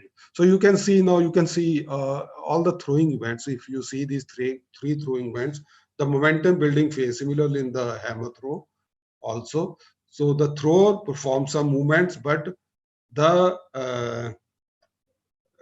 momentum building phase in all these 3 events ends when the left foot makes the contact. From there, the delivery phase will start. So in the momentum building phase, you can see in these pictures, all the 4 throwing events, the throwers are making the doing the momentum building phase, executing the momentum building phase. The aim in the momentum building is to increase the possible release velocity. How you will increase the possible release velocity? Because from where, if suppose in any throwing event, your thrower is throwing from the standing position. Now, if you want to increase the release velocity, you have to add the momentum building phase. You have to generate momentum in that phase. So the aim is to increase the possible release velocity. So, and to have a pre-tense position of the body. So this happens at the end of the momentum building phase.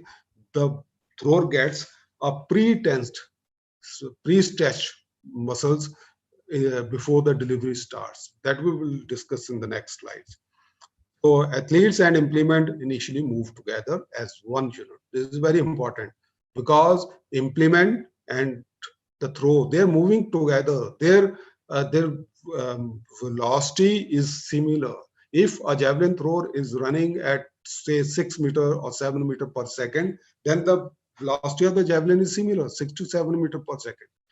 See, and especially if you see in the hammer, it is not the only that thrower is rotating the hammer. Actually, hammer and the hammer thrower both are rotating together as a one unit around one common axis of rotation that is in between hammer and the thrower. They are rotating as a one unit, one system together. It's a very important part. So you can see here in the figure. So it is one unit. They are moving together, athlete and the implement. But in the initial part of the momentum building phase. But then in the end, before the delivery will start, the thrower takes lead over the implement with certain action, like in a javelin throw performs crossover and lands with right foot ahead and the implement is left behind. Similarly, in all the throwing events, when the left foot makes contact, implement is left as far back as possible. This is an advantage. So in the momentum building phase, the throw starts with all the four throwing events starts as a unit together, one unit with the implement together, but at the later stage, the throw takes lead over the implement. It's a very simple point, but it's a very important point. Especially the beginners make mistake. So due to overactive upper body, they are not able to take sometime lead over the implement. So then when the left foot makes the contact, this is the beginning of next phase that we mentioned in the earlier slide, that is delivery phase. But there is one important position which is very important for the technical assessment of the technique, which has already been done in the momentum building phase, that is known as power position. Power position is not a phase. It is a frame, we can say, in between. It is a link between momentum building phase and the delivery phase. So power position is the position when the left foot just make the contact. You can see here in the position. So if you want to check the efficiency of a technical efficiency of a thrower up to this point, there are 5-6 points you need to understand in all the four throwing events. If you know these 5-6 points and you can check with the video, with the photographs of your athletes or with your naked eye, you can observe. So you can teach your athlete very good technique. So power position, you can see here, is when the left foot makes contact in the glide technique. In the discus throw also, when the left foot makes the contact. Okay, so you can see these are the commonalities. So similarly here in javelin, the thrower, when the left foot makes the contact, this is the point where the power position is made. And keep in mind always, this is not a stationary position. It is just a frame. Okay, so it is a link between the momentum building phase and the delivery phase. And many times you have observed that this is the point where you will see a deceleration or there is a pause. When the technique is not good, the thrower stops here. Stops means not totally stops, but the sudden drop in the speed, and this is not good. So that the link should be very good in between the momentum building phase and the delivery phase. So the power position, which is also known as a striking position, because this is the point from where the already generated momentum will be transferred to the upper body and to the implement. So now, just I mentioned, as a coach, you need to understand, you need to know important point of the power position. So you will see, because just mentioned, implement is left behind. In the momentum building phase, the second part, at the end of the momentum building phase, the implement will be left behind. You can see here clearly. It is, you can see here in the javelin throw, implement is left well behind the body. Hammer, shot, discus. So you can see implement is well on the back of the thrower, and you have to check this when you are coaching your throw. So this causes muscular tension, the pre-tension in the body. You see the javelin throw here, the tension, implement has been left behind, the pre-muscular tension around the shoulder region, hip, thigh, full. This is a strain energy that will be actually used in the delivery, in the release. So, and the second point, now we are going through the points, important point of double this power position. So it is a balanced stance because both the feet are on the ground. So both feet are in the contact with the ground. Otherwise, before this, there were most of the time the thrower was on single leg balance. Body weight over the right foot. So you can see the majority of the body weight is over the right leg in all the 4 throwing bands. So one thing I want to mention here, when we discuss the technique of the throws, we just assume that the thrower is right-handed.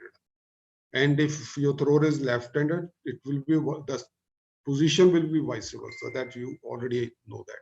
So body weight is over the right foot, right heel is lifted. Okay, this is the one more point you see here. In all the 4 throwing bands, right heel is up. It is not in contact with the ground.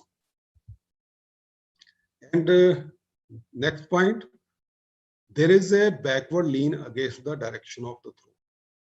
You can see and we just mentioned in the previous slide, the majority of the body weight will be over the right leg. And why it is over the right leg? The reason is the upper body.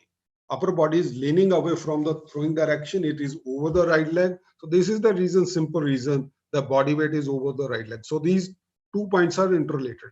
If your thrower is not leaning back away from the throwing direction like this, then the weight will also not be over the right leg, bent right leg. So you see leaning away from the throwing direction. In hammer, it is leaning, but its situation is different. That when specifically we will discuss sometime hammer throw, then we can know those points.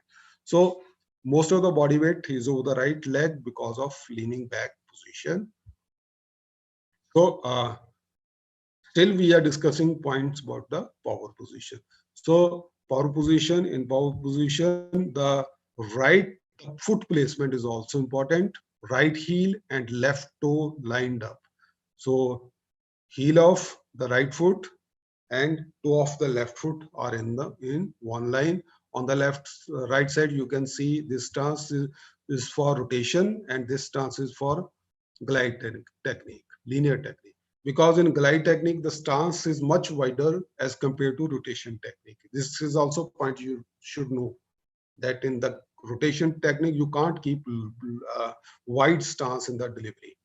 It is much less than linear technique.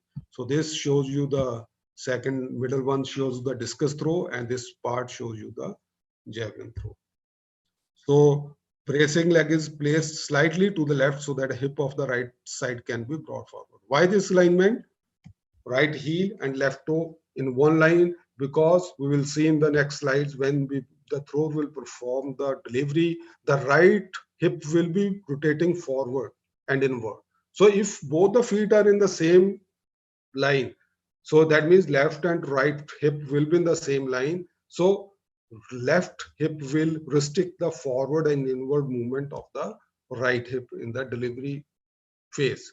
So you will check this point in the next phase. So then after this, the next phase begins, which is the delivery phase.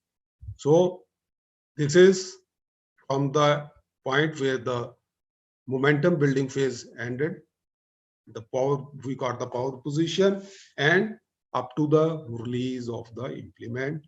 Similarly, you see here in discus throw. Now you see there are many similarities in the action also. If you see, compare the action. Similarly, in javelin throw also.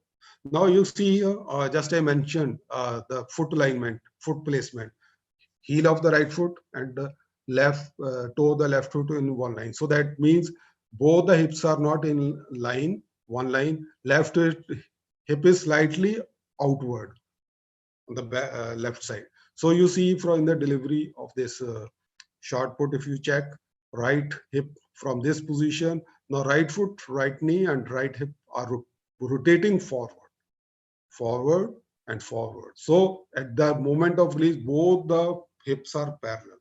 If you place both feet in one line, so this left hip will restrict the forward movement of the right hip for the forward movement of the right hip. So that's why slightly you have to place the left foot slightly outside. So similarly, this happens in discus throw and also in javelin throw. In the delivery phase, there is a blocking action of the whole left side. So if you remember, if you have done level 1, the biomechanics, and especially in the sprinting, yesterday class, Mr. Ekawit mentioned about the pawing action or the hurdle clearance landing. What we want, what is the objective of the action at that point? To minimize the braking force so that we can accelerate. But here, this is the only point where the blocking action of the left leg in all 3 throws to maximize the braking action. So what happens? The lower body immediately makes braking action stops. This accelerates the upper body, rotates the upper body faster, which is leaning backward. So it moves forward with a slinging action from the arm also. So this is a very important point in transferring the momentum which was generated already in the momentum building phase. In delivery phase, blocking the whole left side. It is not only the left leg, whole left side will be blocking against the right side. Right side will move forward and inward so that the whole momentum will be transferred to the upper body. When the lower body stops till the hip position, the upper body increases the angular velocity. It moves fast forward. So it transfers the momentum to the upper body and to the implement. So you see here. Okay. So you see here, I'll hold the left side, the short putter. You see here, the whole left side, not only leg, left shoulder, left hip, left knee, and left foot. They are bracing against the forward movement so that the whole right side and the upper body will accelerate. Similarly, in discus throw also, common left side fix, left hip, left knee, left toe.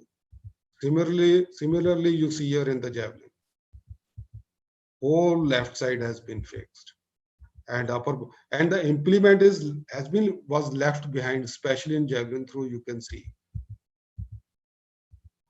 Okay, so this is the blocking the whole left side to accelerate the body forward. So in the delivery phase, because the implement is still behind during the first phase of the delivery, when the lower body and the torso is working, there is a bow tension position.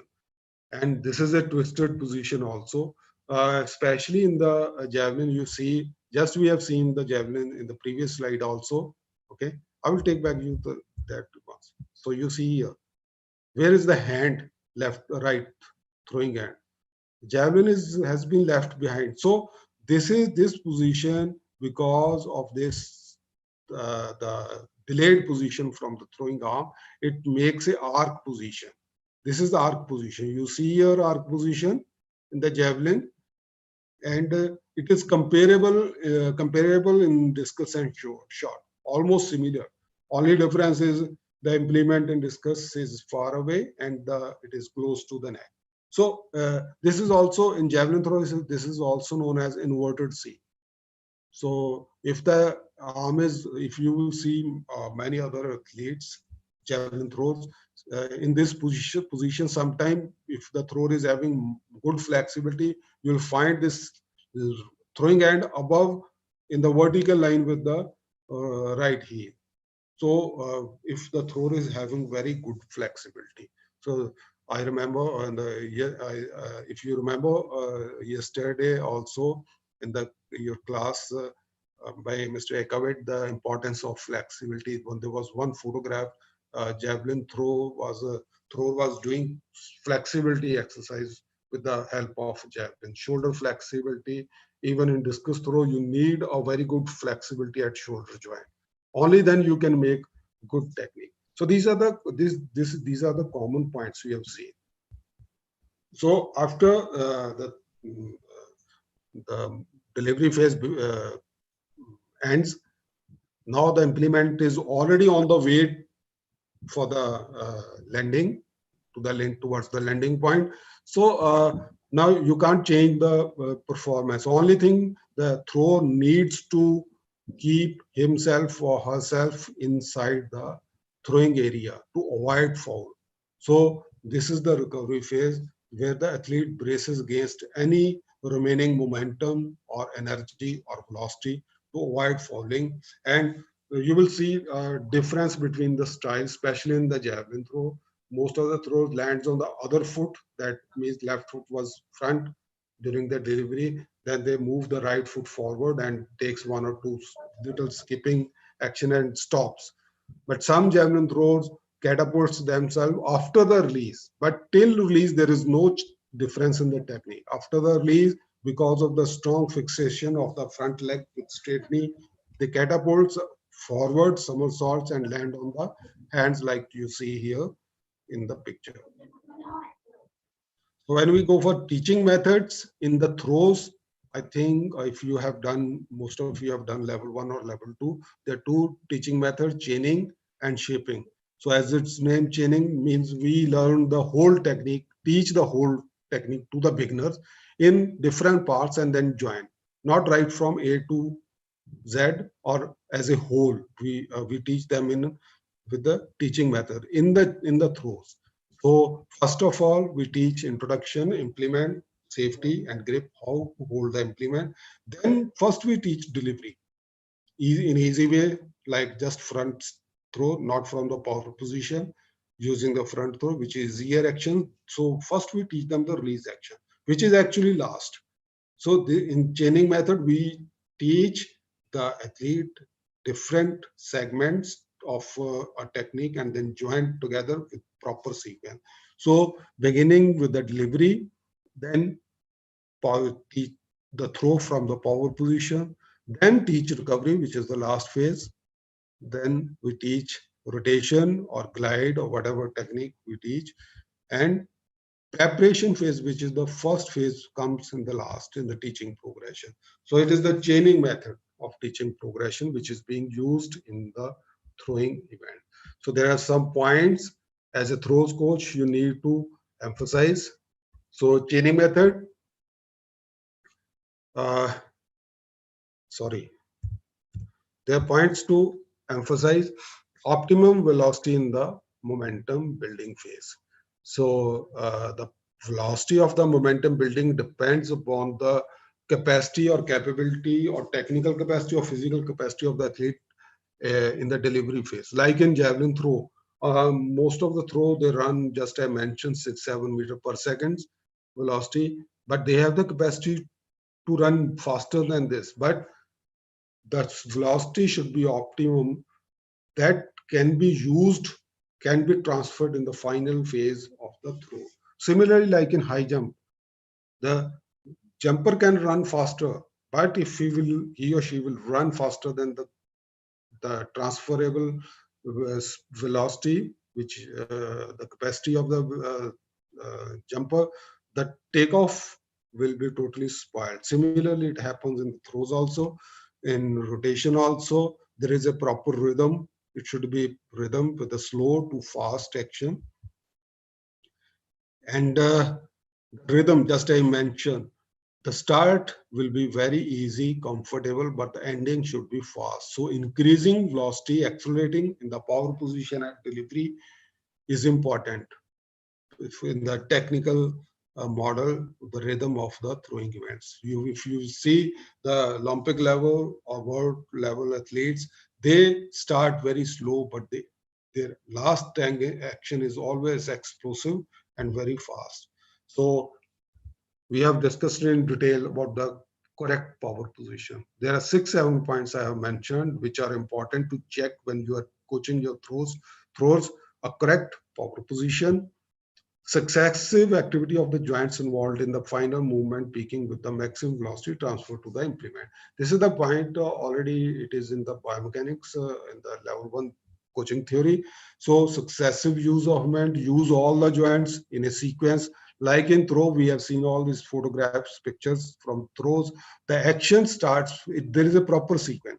Action starts from the ankle, from the knee, then hip, then shoulder, elbow, and the hand. This is the sequence. Then the momentum will be transferred. Shoulder can't move earlier than the hips. If this happens actually, this is a fault in many throws, this happens, then the transfer of the momentum will be poor. So it will affect the performance. So for a good technique, always teach your, in the beginning of teaching the beginners, always focus on the successive and proper use of joints. So other points to emphasize, complete extension of the body in the delivery. So when the delivery action, because the force is generated from the joints, muscle. So the extension of the body in the delivery, complete extension of the joints, whether it's ankle, you see in the picture, ankle fully extended, knee extended, hip extended, shoulder extended, elbow and wrist. All the joints has been used by extension. And the force, she's Adam, Valerie Adam from New Zealand, world champion, Olympic champion. So the action is so explosive, extension from all joints. You can see by the time she has reached a point where the implement has just been released, she's already in the air. She has left the ground. She is not in contact with the ground. And this is natural action. Developing technique with implement slightly lighter than competition weight. So I see this mistake. Many coaches make mistake shifting their young athletes very quick to the heavy implement. This actually spoils the technique. Have patience, gradually teach them properly. So teach them properly the technique and with the light implement, because with light implement, it is much easier to learn a good technique. When your athlete learns good technique, then make slight increment in the weight of the implement, slightly increase. Don't increase or don't jump for heavier implement. And always use, this is the principle for all the events also, wide variety of exercise and implements also, different implements, throwing implement. And there are some points to avoid. So for young athletes, introduction of competition technique to young athletes who have not reached the appropriate physical prerequisites. Okay, so like we are using chaining method, teaching progression. So if you are teaching your throw, frontal throw, suppose the first teaching progression or second teaching progression, and he has not learned the proper technique with the front throw, or you can shift over to the power position. So wait, first teach him the proper position with light implement, maybe with some balls or medicine balls, and then you shift over to the power position, similarly to the other teaching progressions. So implement should be proper size, weight, and aerodynamic quality. So similarly, so technical elements, first teach element, then uh, try to uh, try to teach the next implement technical elements. So, and this is the last point, not least, I will say, because I've seen many in India, I've seen many young promising throwers, they were burnout. They were not able to complete their sports career after they attained adulthood, because they were throwing many throws per session. When they were young, they were talented, they were getting medals at national, and some of them have got international medal also at Asia level in youth also. But because of excessive number of throws by their coaches, though maybe they were not very much knowledgeable, so they got injured. The injuries were chronic, like most of the common injury was with the spine, lower back. So it was they were unable to continue later on. So please always treat your, we have already discussed a lot in long-term athlete development program. Wait, first train your athletes so that they are able to uh, their bodies are able to take heavier load. Proper conditioning, proper adaptation is important. So with all this, thank you very much. Thank you very much, Mr. Parfir. And now it's time for question.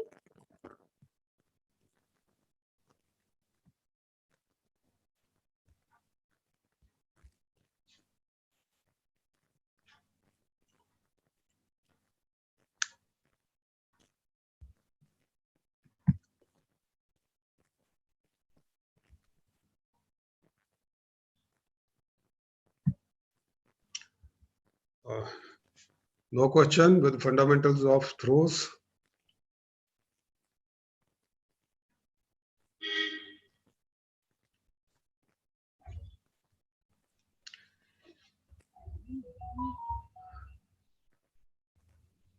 Okay, if there's no question, we can have a 5 minutes break. Riyastuti. Yes, sure. Okay, we'll be back again 15:30. Okay, thank you. On chat, any question? I think. There's the question from Mr. Eka Witra. Oh, what is our strengthening? Yes, okay. And that was from the previous session. Okay. Yes. Okay.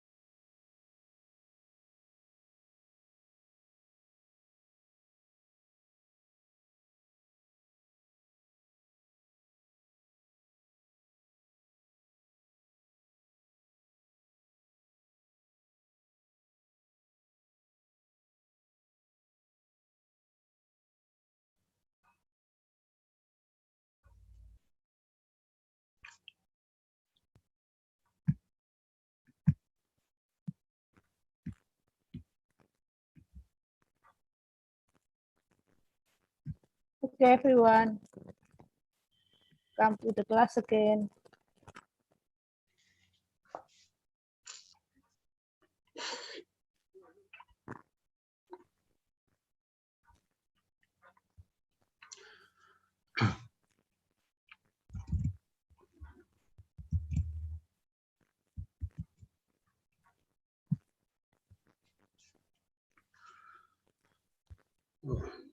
Hi, everyone. So we can start the final session, final topic of the session. So the topic is training throws. So when we see throwing bands, throwing is actually launching a ballistic projectile by hand. So because in the throwing bands, it is the implement which throw, launches, releases, and we measure the performance from the landing point. So we already discussed in the earlier topics also, previous sessions, the components of fitness, speed, strength, endurance, flexibility, coordination. So actually, whatever event we are coaching, whether it is throws, jumps, sprints, or middle long distance, the basic 5 components are same. I mean, components are needs to develop for all the events, right from shot put to marathon. But the which will be dominating in which event that we need to assess, we need to see, and accordingly we will plan the training program. So like all, if we see all the events in track and field, first thing before we plan the training, we need to know the demands of the event. What are the demands of the event in the during the competition? The any event, whether it is throws, jumps, or sprints, or middle long distance. First thing, because our training will be targeting those demands. We want to improve the prerequisites of those events. Those I need to identify. Then only we will plan the next step, how we can develop those prerequisites, those demands, those requirements for improving the performance. So coming to the throwing events, training of throwing events, we all know that when we say throws, the first thing comes in mind that a throw means a strength. Developing strength, strength improves throw. Like marathon, developing endurance will improve performance. So in throws also, the dominating motor ability is strength. But it is not just a simple saying just developing strength will improve performance. At the initial phase of career of any athlete, the performance will improve, of course, with any kind of strength you are developing. But when you go for high performance, you need to be more specific, more target oriented. So the first thing we will discuss today is the demands of the throwing event. The first thing is strength. We need strength, but what kind of strength we need and how we will develop. So strength is a dominating motor ability in throws. The first thing we need to develop is the maximum strength. In throws, high level of maximum strength is a prerequisite for the development of speed and speed strength in the delivery. Because when we see the throwing events are very explosive in nature. And if we see if we compare the weight of the implement with the what we are our throwers or athletes are lifting in the weight room, it is quite different. Javelin is only 800 gram for men, and discus is 2 kg for men. Shot 7.26, not that much heavy. So actually, we need to develop the speed strength, explosive strength. We need to develop. But if we want to develop speed strength, we need to develop maximum strength also, because this is the base of the explosive or speed strength. In the previous lecture, Mr. Ekawat already have shown you one slide. The speed strength or the explosive strength depends upon what factors? maximum strength.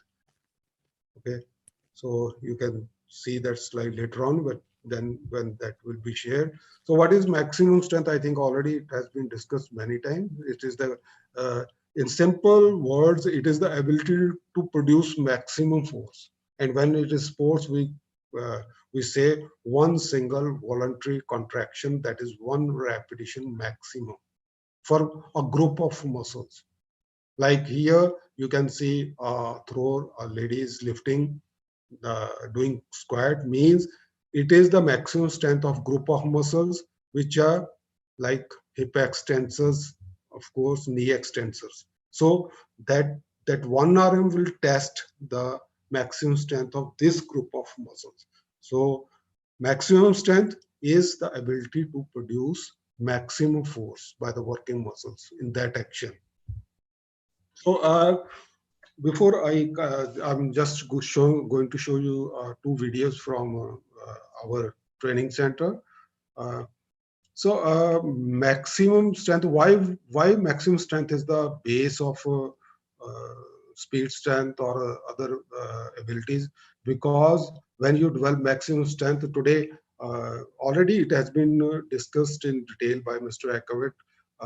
The intensity should be above 80% because the purpose of developing maximum strength is to recruit maximum number of fast twitch fibers.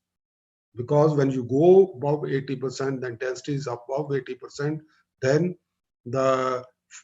you recruit maximum number of fast twitch fiber. And how we will use them, that I will discuss in the next slide. First of all, I just want to show you this video of Tejinder Singh Toor. He is the Asian Games record holder and he is training at our center in Patiala. He is here with his coach doing bench press for developing maximum strength. You can see the weight is around 250, I think, kg approximately. So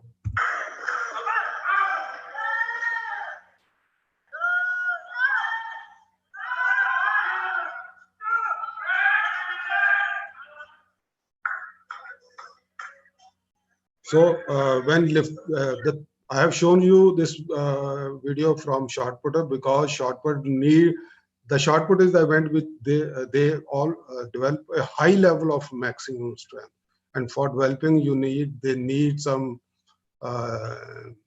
arousal also. So the teammates are supporting, and this is from full squat.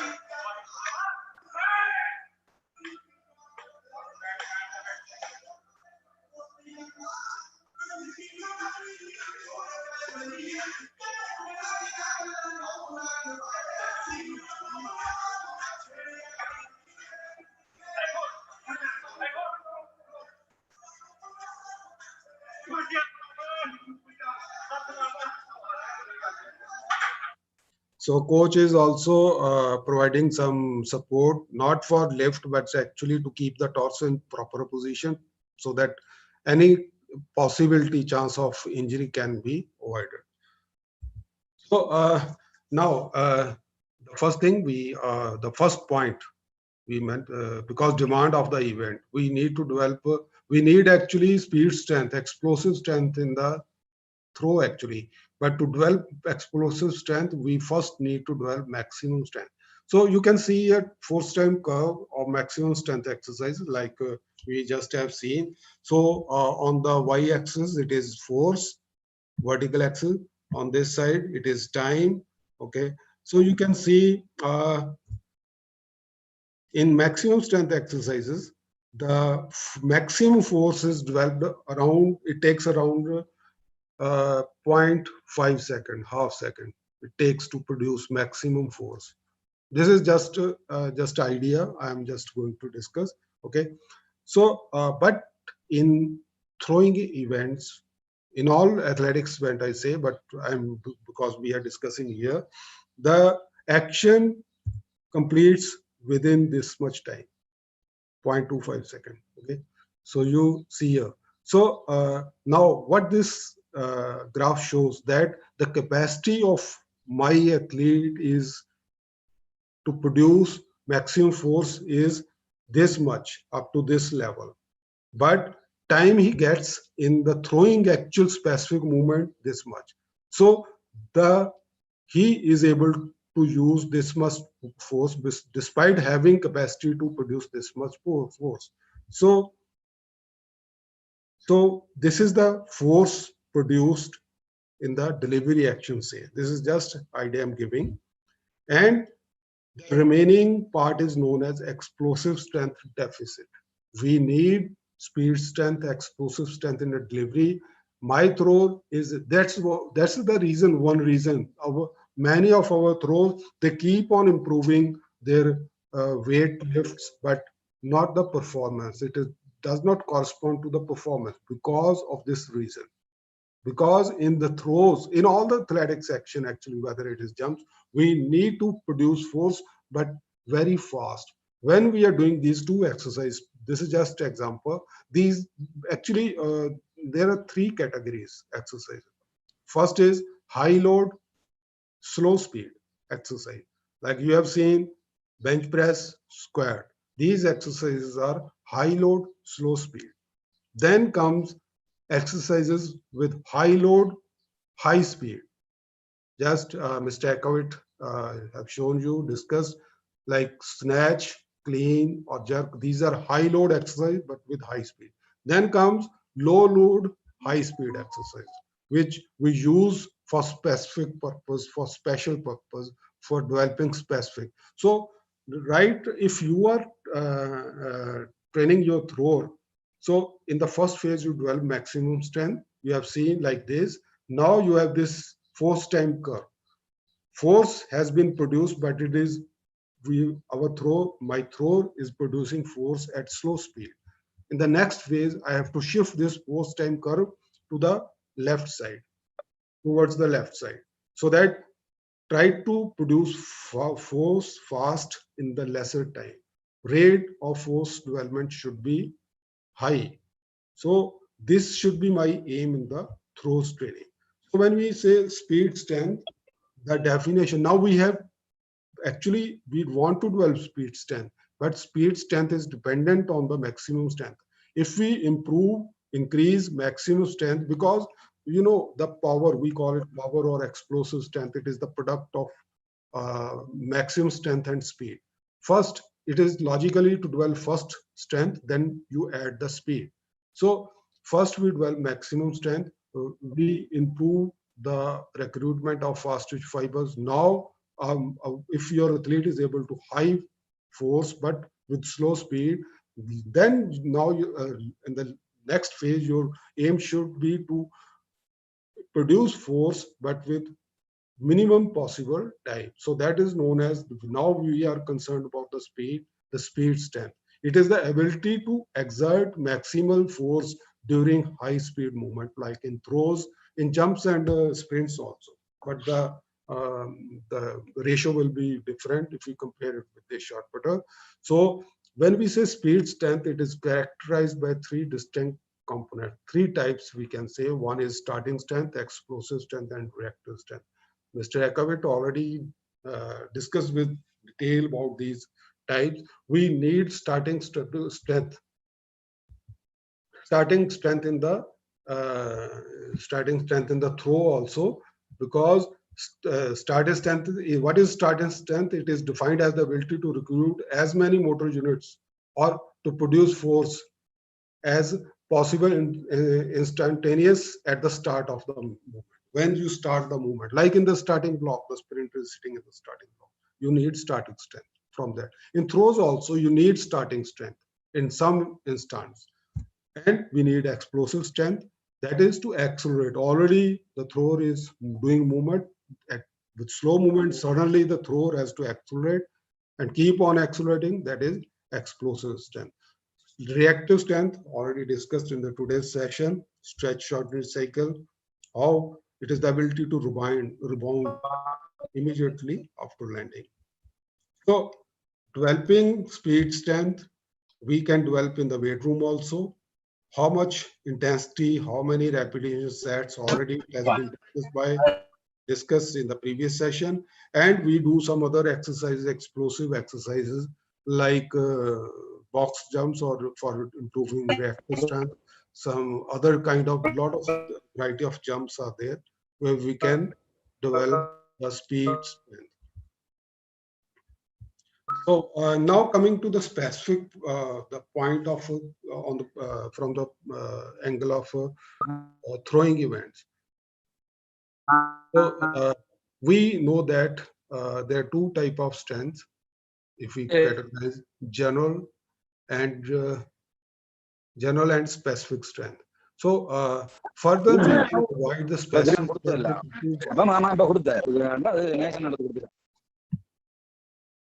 So further we can so the specific strength can be further divided into two parts: specific strength and special strength.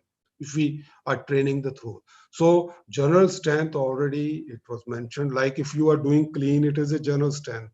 Okay, general, because if we see the movement structure of a exercise, if it is not similar to your event movement, like I'm teaching, I'm coaching hammer thrower. Okay, if I'm giving him my throw exercise, which is not similar to hammer throw movement, but it is strength exercise, it is general strength exercise for him or her. Then the specific strength, as its name specific, and then the third will be special. So what is specific strength?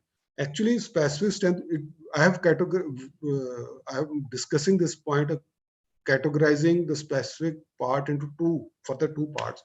When one or suppose one, two, or three elements of the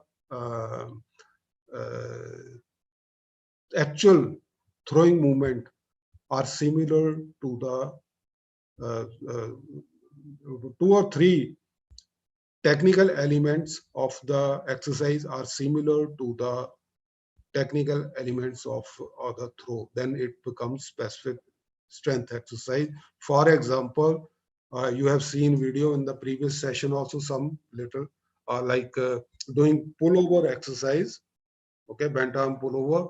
This is specific exercise for a javelin thrower because the shoulder and the elbow, the muscles, this especially these three components are similar to the release action of the javelin throw. It is specific. Doing inclined bench press, okay, inclined bench press, it is a specific, you already know that it is a specific exercise of shot put because two or three elements of arm action from the whole movement, only 2-3 elements are similar to the event. Okay. Similarly, doing suppose bench flies with dumbbells or with plates, it is a specific exercise for discus throw because you are using the shoulder in the similar manner. But what are special exercise which are near, almost similar, close to the identical movement of the throw, like you are doing single hand medicine ball with 2-3 crossovers. Okay, that is more identical to the, not exactly identical, more closer, because it is not one or two elements, almost all, not 100% elements are similar to the actual movement, then it becomes special. So we have categorized this specific exercises, strength exercises, into two categories: specific, where 2 or maybe 3 elements are similar to the actual movement; special, where almost it is close to the whole movement. Okay, or a hammer thrower is throwing kettlebell with 2-3 turns with heavy kettlebell, so it is special exercise. Okay, similarly in discus throw, throwing some additional weight, not discus, with the rotation, it is a heavier implement, it is more specialized exercise. So first, in the first phase, we develop general strength, then specific, then we shift over to the special and the actual technique. So you can see here a video of a discus throw. Is throwing a shot with very short chain, not short actually, he has a plate actually, weight.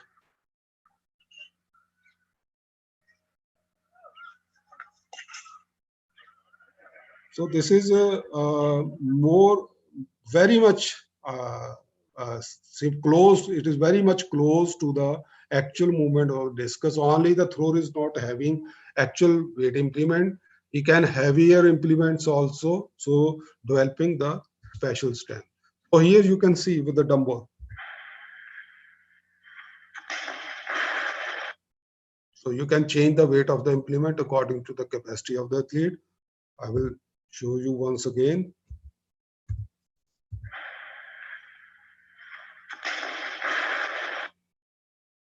All right.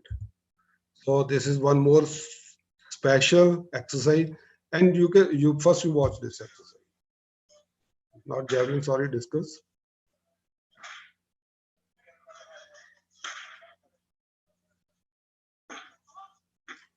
So this exercise is not that much special as you have seen for the discus throw, but it is more than the specific because the action is very much similar to the delivery, but the thrower is not taking the rotation. So elements, number of elements from the same from the events are less if we compare with the previous exercise. This way we move from the specific towards the special exercise. So this for the shot putter, throwing medicine ball.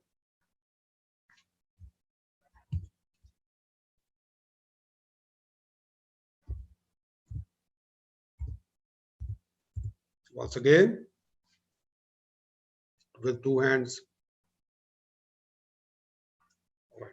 So we are working on specific and special strength exercise. So now you can see these are more specialized, but I'm not showing you the plyometrics, other things you already know. You have seen a lot of videos. So because when you develop maximum strength, you have to convert this maximum strength into speed strength. So speed strength, you can convert this into speed strength with power exercises. With the first category will be not specific to the event, like plyometric, some other exercises, and especially weight training. Already in the previous session, it has been shown you the table to develop power, how much percentage in the weight training, because when you are developing maximum strength, the percentage should be above 80%. When you are below 80% less, you are not developing maximum strength. So, and with the less weight like 60%, 50%, and the movement is fast, explosive, you are working on the explosive strength. Then there are other methods like you're using some resistance, like these additional implements, you are using implement. So the idea is to develop force as fast as possible. So there can be two categories. One is general exercises. General means you are developing power, but the movement is not similar to the event. But and the second group, you are developing power and the movement is more specific and special to the throwing event. So this is one more example from the throwing event.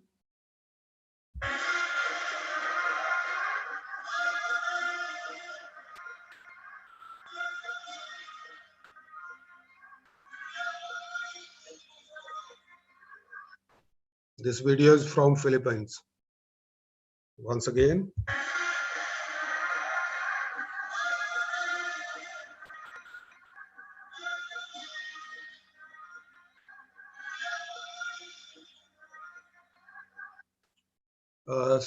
Now question is how you will classify this exercise, specific or special? Can anybody answer? I think specific. Yes, good. Because why this is specific? Because only one area has been targeted. Not the whole movement is similar to the actual discus throw action. So we are targeting the anterior part of the shoulder, like a pectoralis major or anterior deltoid. These muscles have been involved. Okay, not the whole movement. So this is specific. Like similarly, you are doing pullover for the javelin, inclined bench press, or these exercise, or you are doing some that like deadlift for hammer throw. So where you are targeting a particular area, not the whole action. That is specific. And as you include more and more elements of the actual movement, then it becomes more special and more special. All right. So you start from the general and move to the specific and up to the special. So specific strength like this is a link between general strength and special strength. So you need to develop special also, you need to specific, and general is the base. And similarly, maximum strength is the base for speed strength. First, you will develop maximum strength, but many coaches and athletes make mistake. They keep on developing maximum strength and maximum strength, because in the initial phase, when you develop maximum strength, it correlates with the performance. It improves the performance. But as you move over to higher level, the increment in the maximum strength does not improve the actual throwing performance, very little. So the reason is, just I have mentioned, the explosive strength deficit. So you have to add the speed. The thrower should produce force and fast also. So we have one session, last session on the test and evaluation. I will be delivering. I will try to evaluate how you can evaluate whether your thrower is having a good speed strength or not. Okay, that we will discuss. So we have discussed about the strength. Still we are on the strength. So the strength, we need to develop maximum strength, and then we have to convert this maximum strength into speed strength. Along with that, we need to develop general static and dynamic core strength, the torso strength. Because you as a coach, you might be having experience that if you see the videos also, the action, the momentum building, what we have discussed in the today's session, fundamental of throws, in the momentum building phase, in all throws, you see the torso, the upper body moves passively, not actively, for a good technique. So keeping it passive, and from the power position up to the release, it is the torso through which the lower body force transfers to the upper body. So holding the body and acting in a right manner is very important in throws. So we have to develop a good torso strength, core strength, so that there is a smooth transfer of force from the lower body, from the legs, from the hips to the upper body, and this transfer will be through the torso. Torso is a link between the lower body and the upper body in the throws. In other events also, but in throws we need a very strong torso. In javelin, discus, hammer, and shot also, you need a very strong. So we have to develop torso strength, because this upper body apparatus moves passively in the momentum building phase till the delivery phase starts. We have seen in the fundamental of throw. So you see here, this is one more exercise. Again, this video is from Philippines. I want to thank Coach Ross.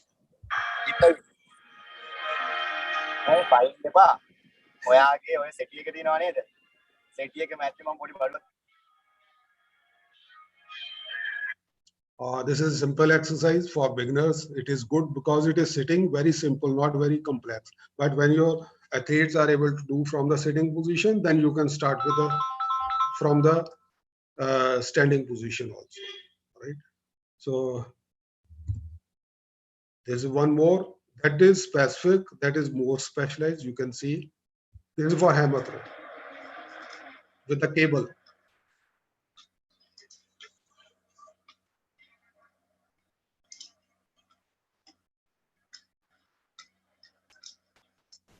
He is having a resistance band tied to this cage pole and rotating. Once again, I will show you.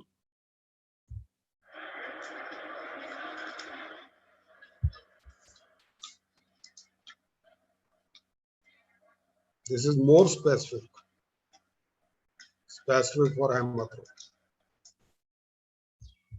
And this one more exercise I want to show you, because this is from my town here.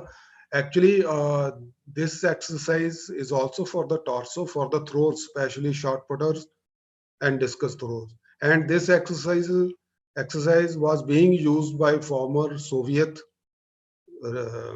Russians and East Germans for throwers. So you can first of all look at this exercise. Okay, but I have never found any literature in on the internet about this. But we have designed and we have used, and how much it is effective, we will see, because recently before the COVID start 2019, we started using. First, I will show you this exercise.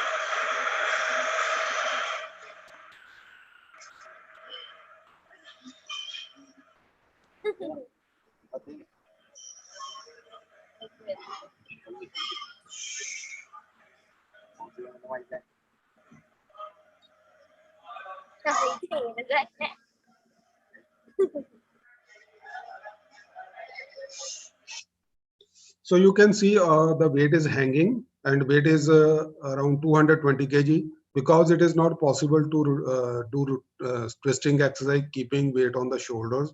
And we have to develop the oblique muscles, twisting muscles, which are involved in the twisting action. And twisting, rotating is very important in the delivery phase.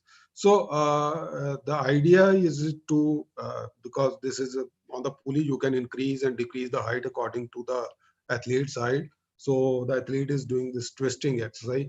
It has more load for twisting, and actually the thrower is not lifting the weight. It is hanging on the chain. So this is one more exercise for developing torso strength.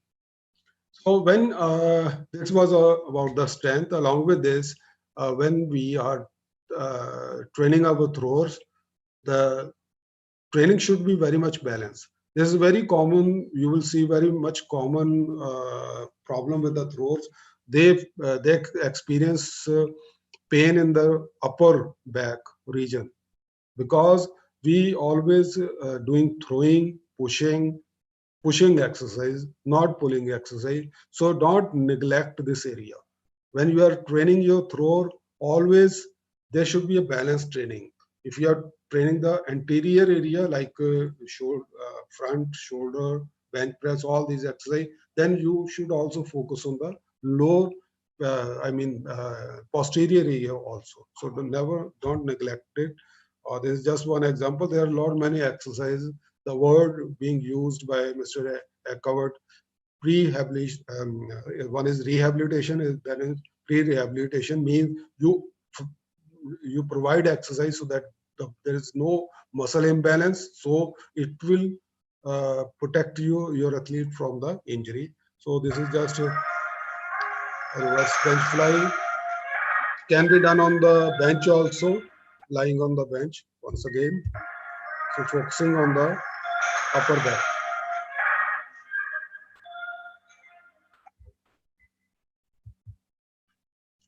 So after strength, the next thing is speed. We need to develop speed, specific speed, special speed, which is required for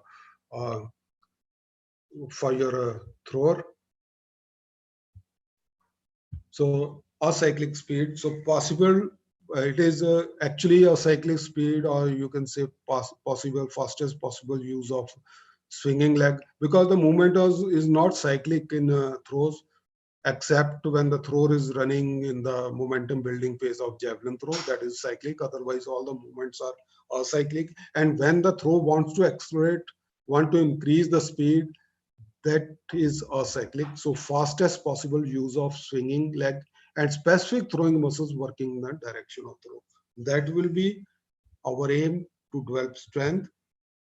Then this is also because we have just to discuss about the starting strength, and this is starting power. Actually, the speed is also a fast expression of strength. Although we isolate strength and speed separately, speed is fastest possible, fast expression of strength. So fastest possible use of sport leg in the glide and single sport phase, starting phase, and then extension from the power position. So we have to add that speed also. So we have to work more on the speed or cyclic speed, that is more related with the coordination. Sprint speed is separate. Throwers are doing 20 meter, 30 meter short repetitions, and that sprint speed has transfer effect over the cyclic speed also, or cyclic speed also. So throwers will be doing sprinting also, but we have to develop all cyclic speed specifically. You have to watch, you have to note, observe how fast and how correctly your athlete is moving in the throwing action. Is it short, whether it is shot put, discus, javelin, or hammer throw. Especially you will see that most of the time, especially in the javelin throw, you can watch, see throwers start, they accelerate very well in the momentum building phase, that is run phase. But when they start withdrawing the javelin and crossover and delivery, the final 2-3 strike, they get slow. And a good javelin thrower keeps on accelerating. So you have to develop speed or cyclic speed. But when we say all cyclic speed, it is not apart from the coordination or from the technique. Then the most neglected area I want to discuss with you here, the endurance. So the question will mostly come, some of coaches or athletes will say that throws don't need to develop endurance. So the question here is, do they need to develop endurance? Yes. Do they need to develop aerobic endurance? Yes. But not like a middle long distance runner, not going for long runs. They need to develop aerobic endurance. They need a good, reasonable, I say, satisfactory level of VO2 max, not like a runner.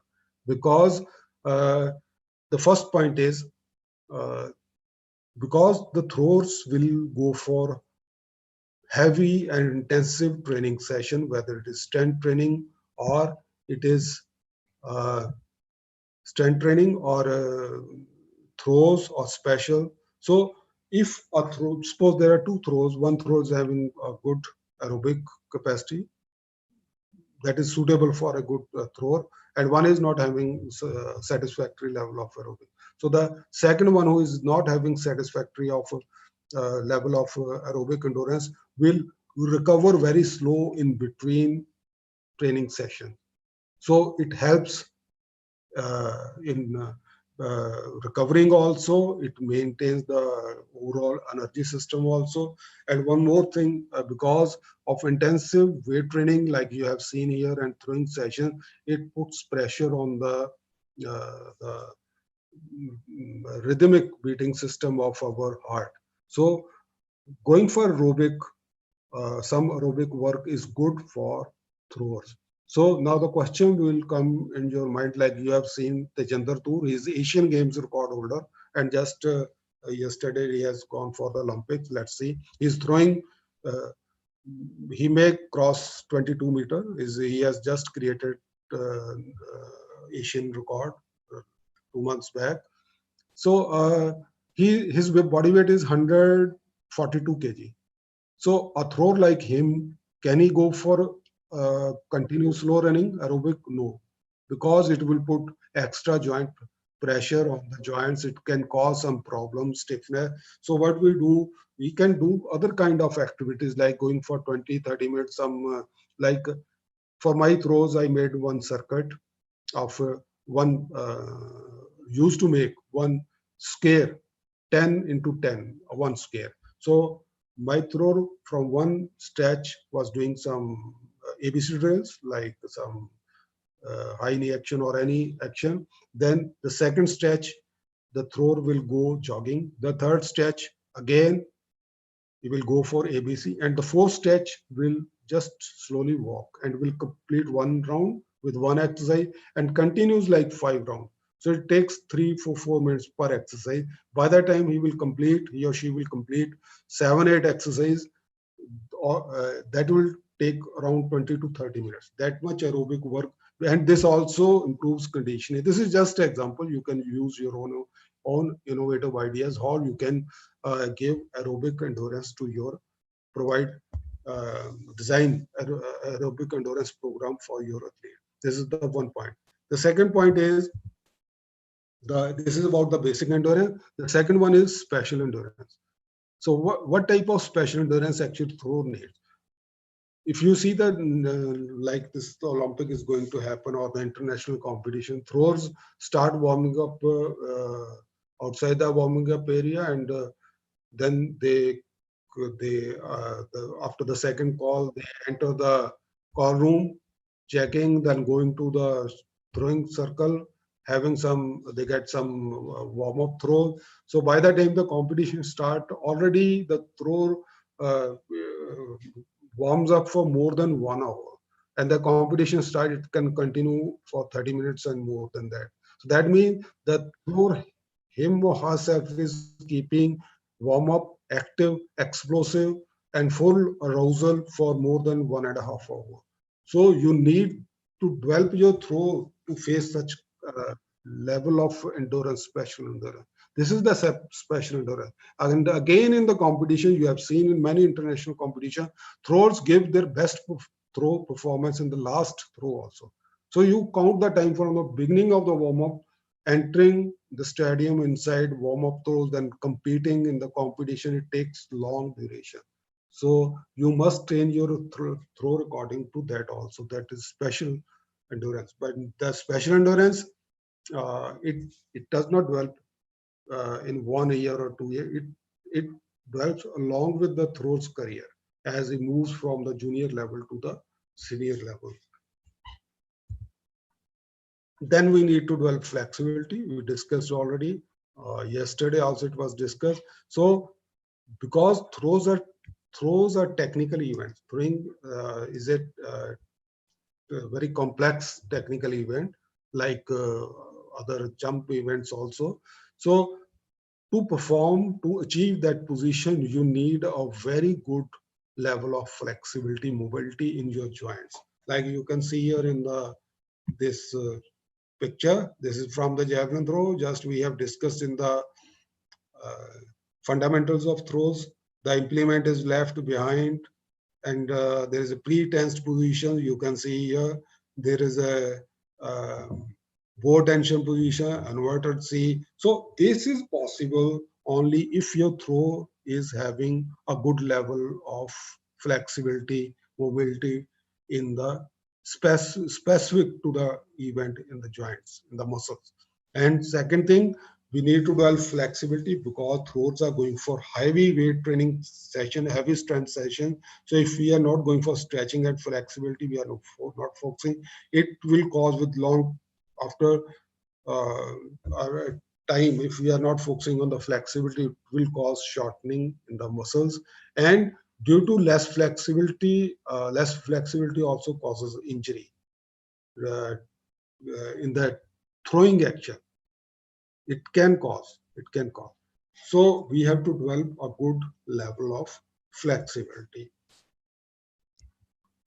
Then comes the coordination. We need to develop coordinative abilities. So for throws, first of all, we need to develop a motor differentiation ability, that's or linking ability. So because in the whole movement, the thrower changes the phases. We know that there are different phases.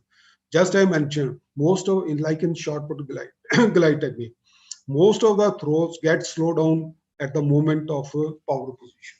So because power position is the link between momentum building phase and delivery phase. So good throwers who are having good coordination, good speed, they have better linking ability between momentum building action and delivery action. Similarly, in the javelin throw comes with the carrying the javelin hit from the start, and then when they hit the second check mark, then starts withdrawal of the javelin. There are few actions: withdrawal of the javelin, crossover, and delivery and release. And through this action, he keeps on accelerating.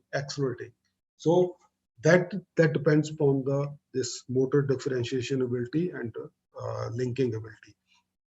Rhythmic ability, every event has its own rhythm. So proper rhythm, proper timing, proper technique, right from beginning, like rotation, discus throw, start slow, first double support phase slow, then second single support phase, thrower accelerates, and the final action should be very quick and fast, and with the proper action, with the proper sequence and the proper timing. Adaptability here means, this is related with the throws, because you see It can be possible with other events also, but all the events, they compete on the synthetic surface, and you find almost similar conditions, all the synthetic surface. But for the throw, they throw from the concrete surface.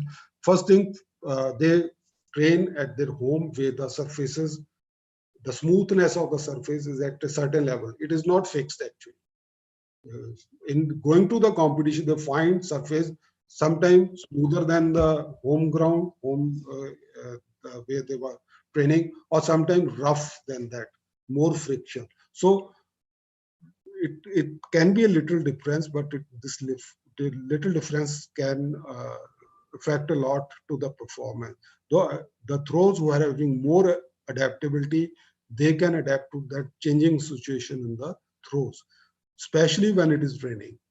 So you have seen sometime competition happens in the rain. For other event, it is not much difficult, but for the throws, actually they are rotating on the concrete, especially in short, discus and hammer, these three events. So some throws are having better coordination, better adaptability. They adapt better to the changing situation. So there can be unusual condition. So that depends upon the adaptability of the throw. Then you have to master the technique, linear technique or rotation technique, sound mastery of the technique.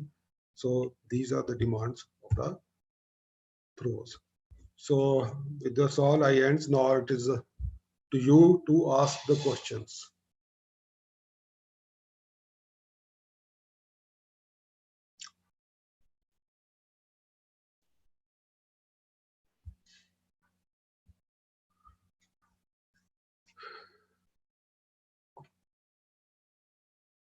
One question from Muhammad. Why velocity of release is important if angle of release is not good? Right. Actually, when we say all the three factors which affect the throw, that means all these three factors will affect the performance. But when I say velocity of release is the most important, that does not mean other factors are not important. That means if a little difference, you make little change in the release velocity, this is number one, it will affect a lot to the performance. But if you make little change in the angle of release comes on the number two. So if you make little change in the angle, it will affect the performance, but not that much like that will happen in the release, happen with the change in the release velocity. And the third least important is the height of release. Height of release affects the performance, but it comes at the third number, because you, like in shot put, if you change the height of release, reduce 10 centimeter, it will affect the with the same distance. Okay, Mr. Muhammad Anis. Yes. Sir, I will tell you how many stand per in a thrower in a week. Please repeat. I can't hear. I think you. It's not clear. Said we. Can you hear clearly? No, yeah, I can hear, but not clear. You can. Can you? Okay. There is one question from John Joe from Philippines.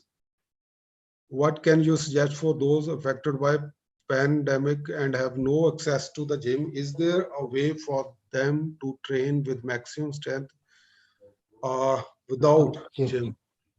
Okay, it's a challenging point because we can do strength training at home, general conditioning also, we can work on speed, strength also, but when it comes to the maximum strength, we need some resistance, heavy according to the athlete's capacity. Then you need to be more innovative as a coach. I think some exercises you can do, we have seen traditionally doing wrestlers like with partner, carrying partner at shoulder, doing squat. Such exercise you can design, but keeping in mind that it should be safe, or you can have some heavy objects which can be used. It depends upon your area also.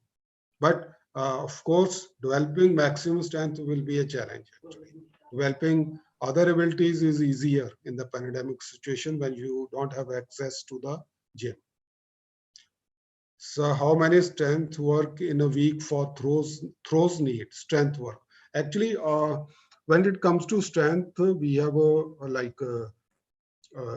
we divide into we are developing, suppose it is preparatory period, we are developing maximum strength. Suppose for maximum strength or power, 3 sessions are enough. And for elite, sometime in the heavy, when we have some microcycles, heavy loading microcycles, we can go for 4 sessions. And along with this, we have other sessions also, strength like conditioning or some core strength, like just I mentioned torso strength. We can add that those separate. We can have together with the maximum strength also session also. So overall, the number of strength session can be more than 3, but a heavy session can be 3 for adults. For a young, maybe it depends upon their capacity, can be 2 can be enough.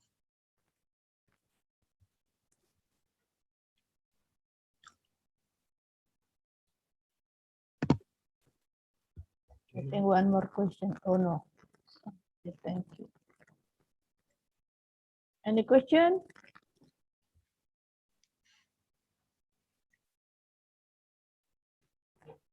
Can I maybe just add something?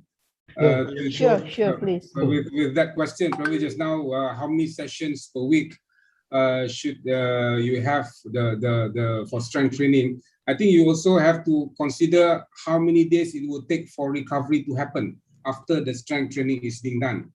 So number one, you have to set which is the period of annual training you are in, whether you are in the general preparation or whether you are in the specific or you are in competition period. That will determine how many numbers of exercise or sessions per week and the loading as well.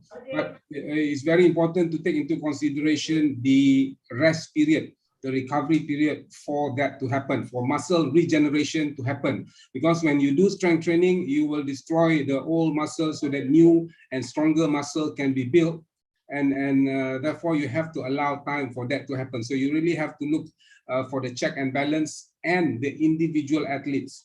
I'm not sure, but before there has been cases where female athletes, when they are having their period, they can have more sessions of strength training. Why?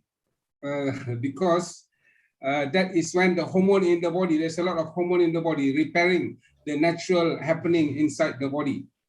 So in the Western Europe, back in the 60s, back in the 70s, what they did, this is not for you to do, yeah? What they did was illegal, whereby, they go to the extent where they impregnate the athlete and then make them have abortion. And then after that, really blast them full all out for training.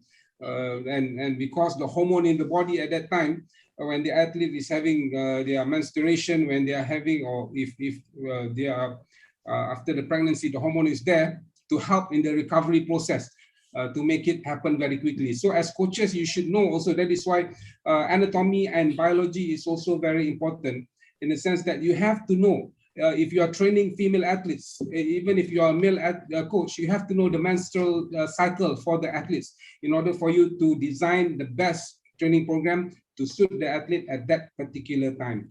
So I think that's all from me. So don't make your athlete pregnant, yeah. Thank you, Zainal. Actually, you are rightly said, because it depends upon the regeneration, and it is actually when we design the microcycle, it is we have to see the cumulative effect of the microcycle. Not we can't go for session. Of course, sessions are a part of a microcycle. Like myself, I have worked with the elite athletes, discus throw, female discus throw. So we have done 5 to 6 sessions of strength training in 1 week. But that was elite, and for out of these 6 sessions, 3 were for development of maximum strength, and 3 or even 4 sessions for specific or special strength, some conditioning exercise, and we were actually observing the total cumulative effect of the load per microcycle. So that is more important. So how, we have to see the recovery, how your athlete is recovering and other factors also.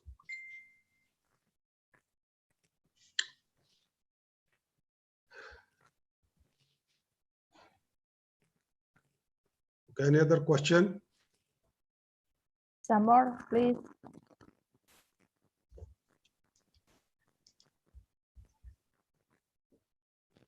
We have to take out the lecturer's experience.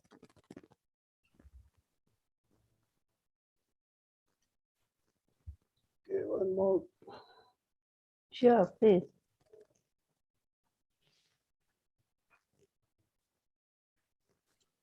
Question. You can ask both to Mr. Parfir or Mr. Zainal. Mr. Eka, I think is here. So Mr. Javier, he gave very clear information today. Thank you. Only we have to listen to him carefully, because he said he do strength training 6 training sessions a week. But one thing we have to be concerned, because that is the high level of the athlete, that is the elite athlete, and then he do different muscle group. It's not the same muscle group. And I think then they can do six today. I should use a word, not session, 6 units actually. It Yes. was in combination with other, like we did some throws and later on did some strength exercise, not all the muscle group. Yeah. So it's better to say units, not session. Yeah, correct.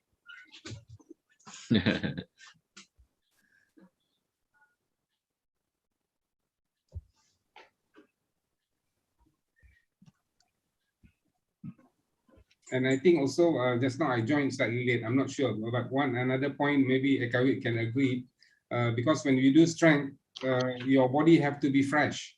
So if you have done something which is heavy load in one unit, and then towards the end you want to do strength training, it will not it will have an effect on the quality of training you do. We go for conditioning. Yep.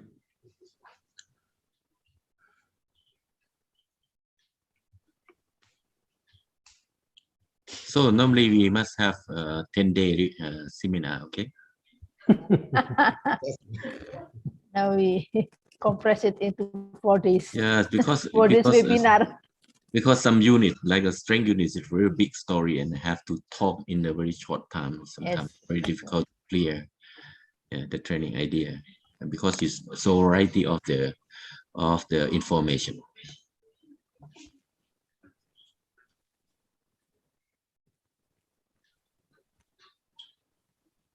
Wait a minute. There's one more from There is one question from Mr. David Contru of Malaysia. Do the shoes that athletes wear in throw events really help the performance?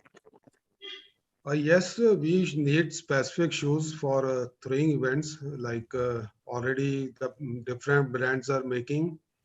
Of course, it has, but it is not like we see in these days in the middle long distance, like the shoes which has been developed with the Pebex or what material, which is giving back energy. But like we shoes have, we should have good. The thrower should have good shoes specific for that event and suitable.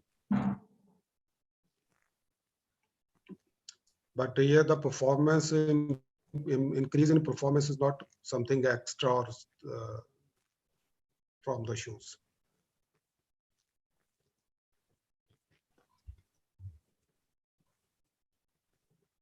I think Pak Dwi can give also answer because he used to go to Pasar Poring, selling shoes over there in Indonesia, in Jakarta. Taman Puring. Yeah. Sir, one question from me. Yes. Yes, please. Is there possible we doing strength training during tapering phase? Strength training during? Yes. Tapering phase. Tapering. Yes. Please repeat again. I could not hear clearly. The question is, can we do the strength training during the tapering for the Yes, competition? Tapering test. Yes, I think that will be we will be having class for planning also, because how will we plan? Because we have to maintain the whatever type of strength we have developed, that should be maintained up to the competition. So objective during tapering will be maintaining, but how you that will be part of tapering of the load in the competition period. So that will be discussed in the I think tomorrow we have planning on the throws, so we will discuss in that part. Yes, of course, we will be doing strength training. Must do is very carefully. Yes. Don't make the athlete tired with your strength training program during the tapering. Mr. Pavia said that we do that because of we want to maintain the performance of the power movement for the athletes. It's not make the athletes tired. Thank you, sir. Welcome. Okay. So, any question more?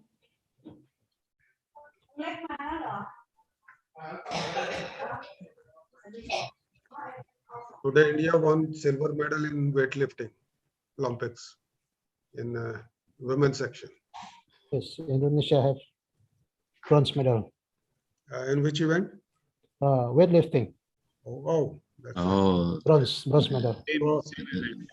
Gold won by China. Thailand already have one silver because we have taekwondo final 7:30 tonight. Oh, shit. In weightlifting? Weightlifting we don't send because ban. Ban.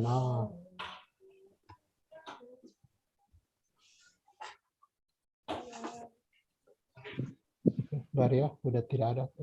Okay, no more question. Oh, wait. Check the.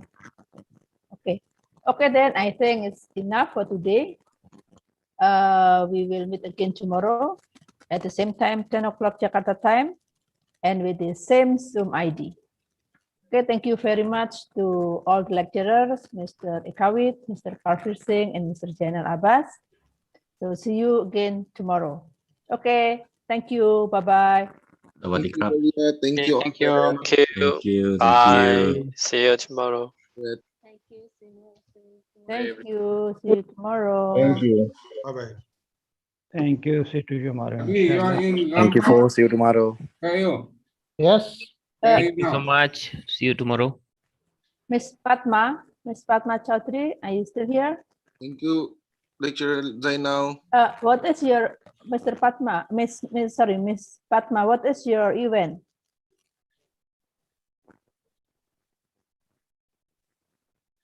What is your event? Because we are going to make a grouping. Mr. Padma. You still on mute. You still on mute, please. Yes. Yes. What Okay. is your event? My event is javelin throw. Javelin throw. Javelin throw. Yeah. Okay. Thank you. Okay. Thank you. Okay. Bye. Bye. Padwi, where are you? Yes, I'm fine.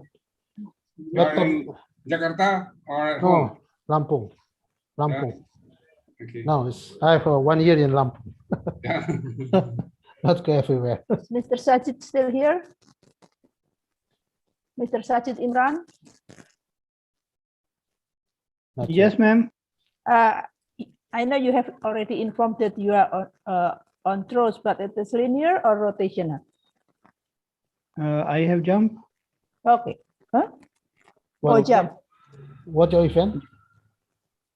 Throwing or jump? Jump. Oh, horizontal jump or vertical jumps? Horizontal. Horizontal. Okay. Thank you.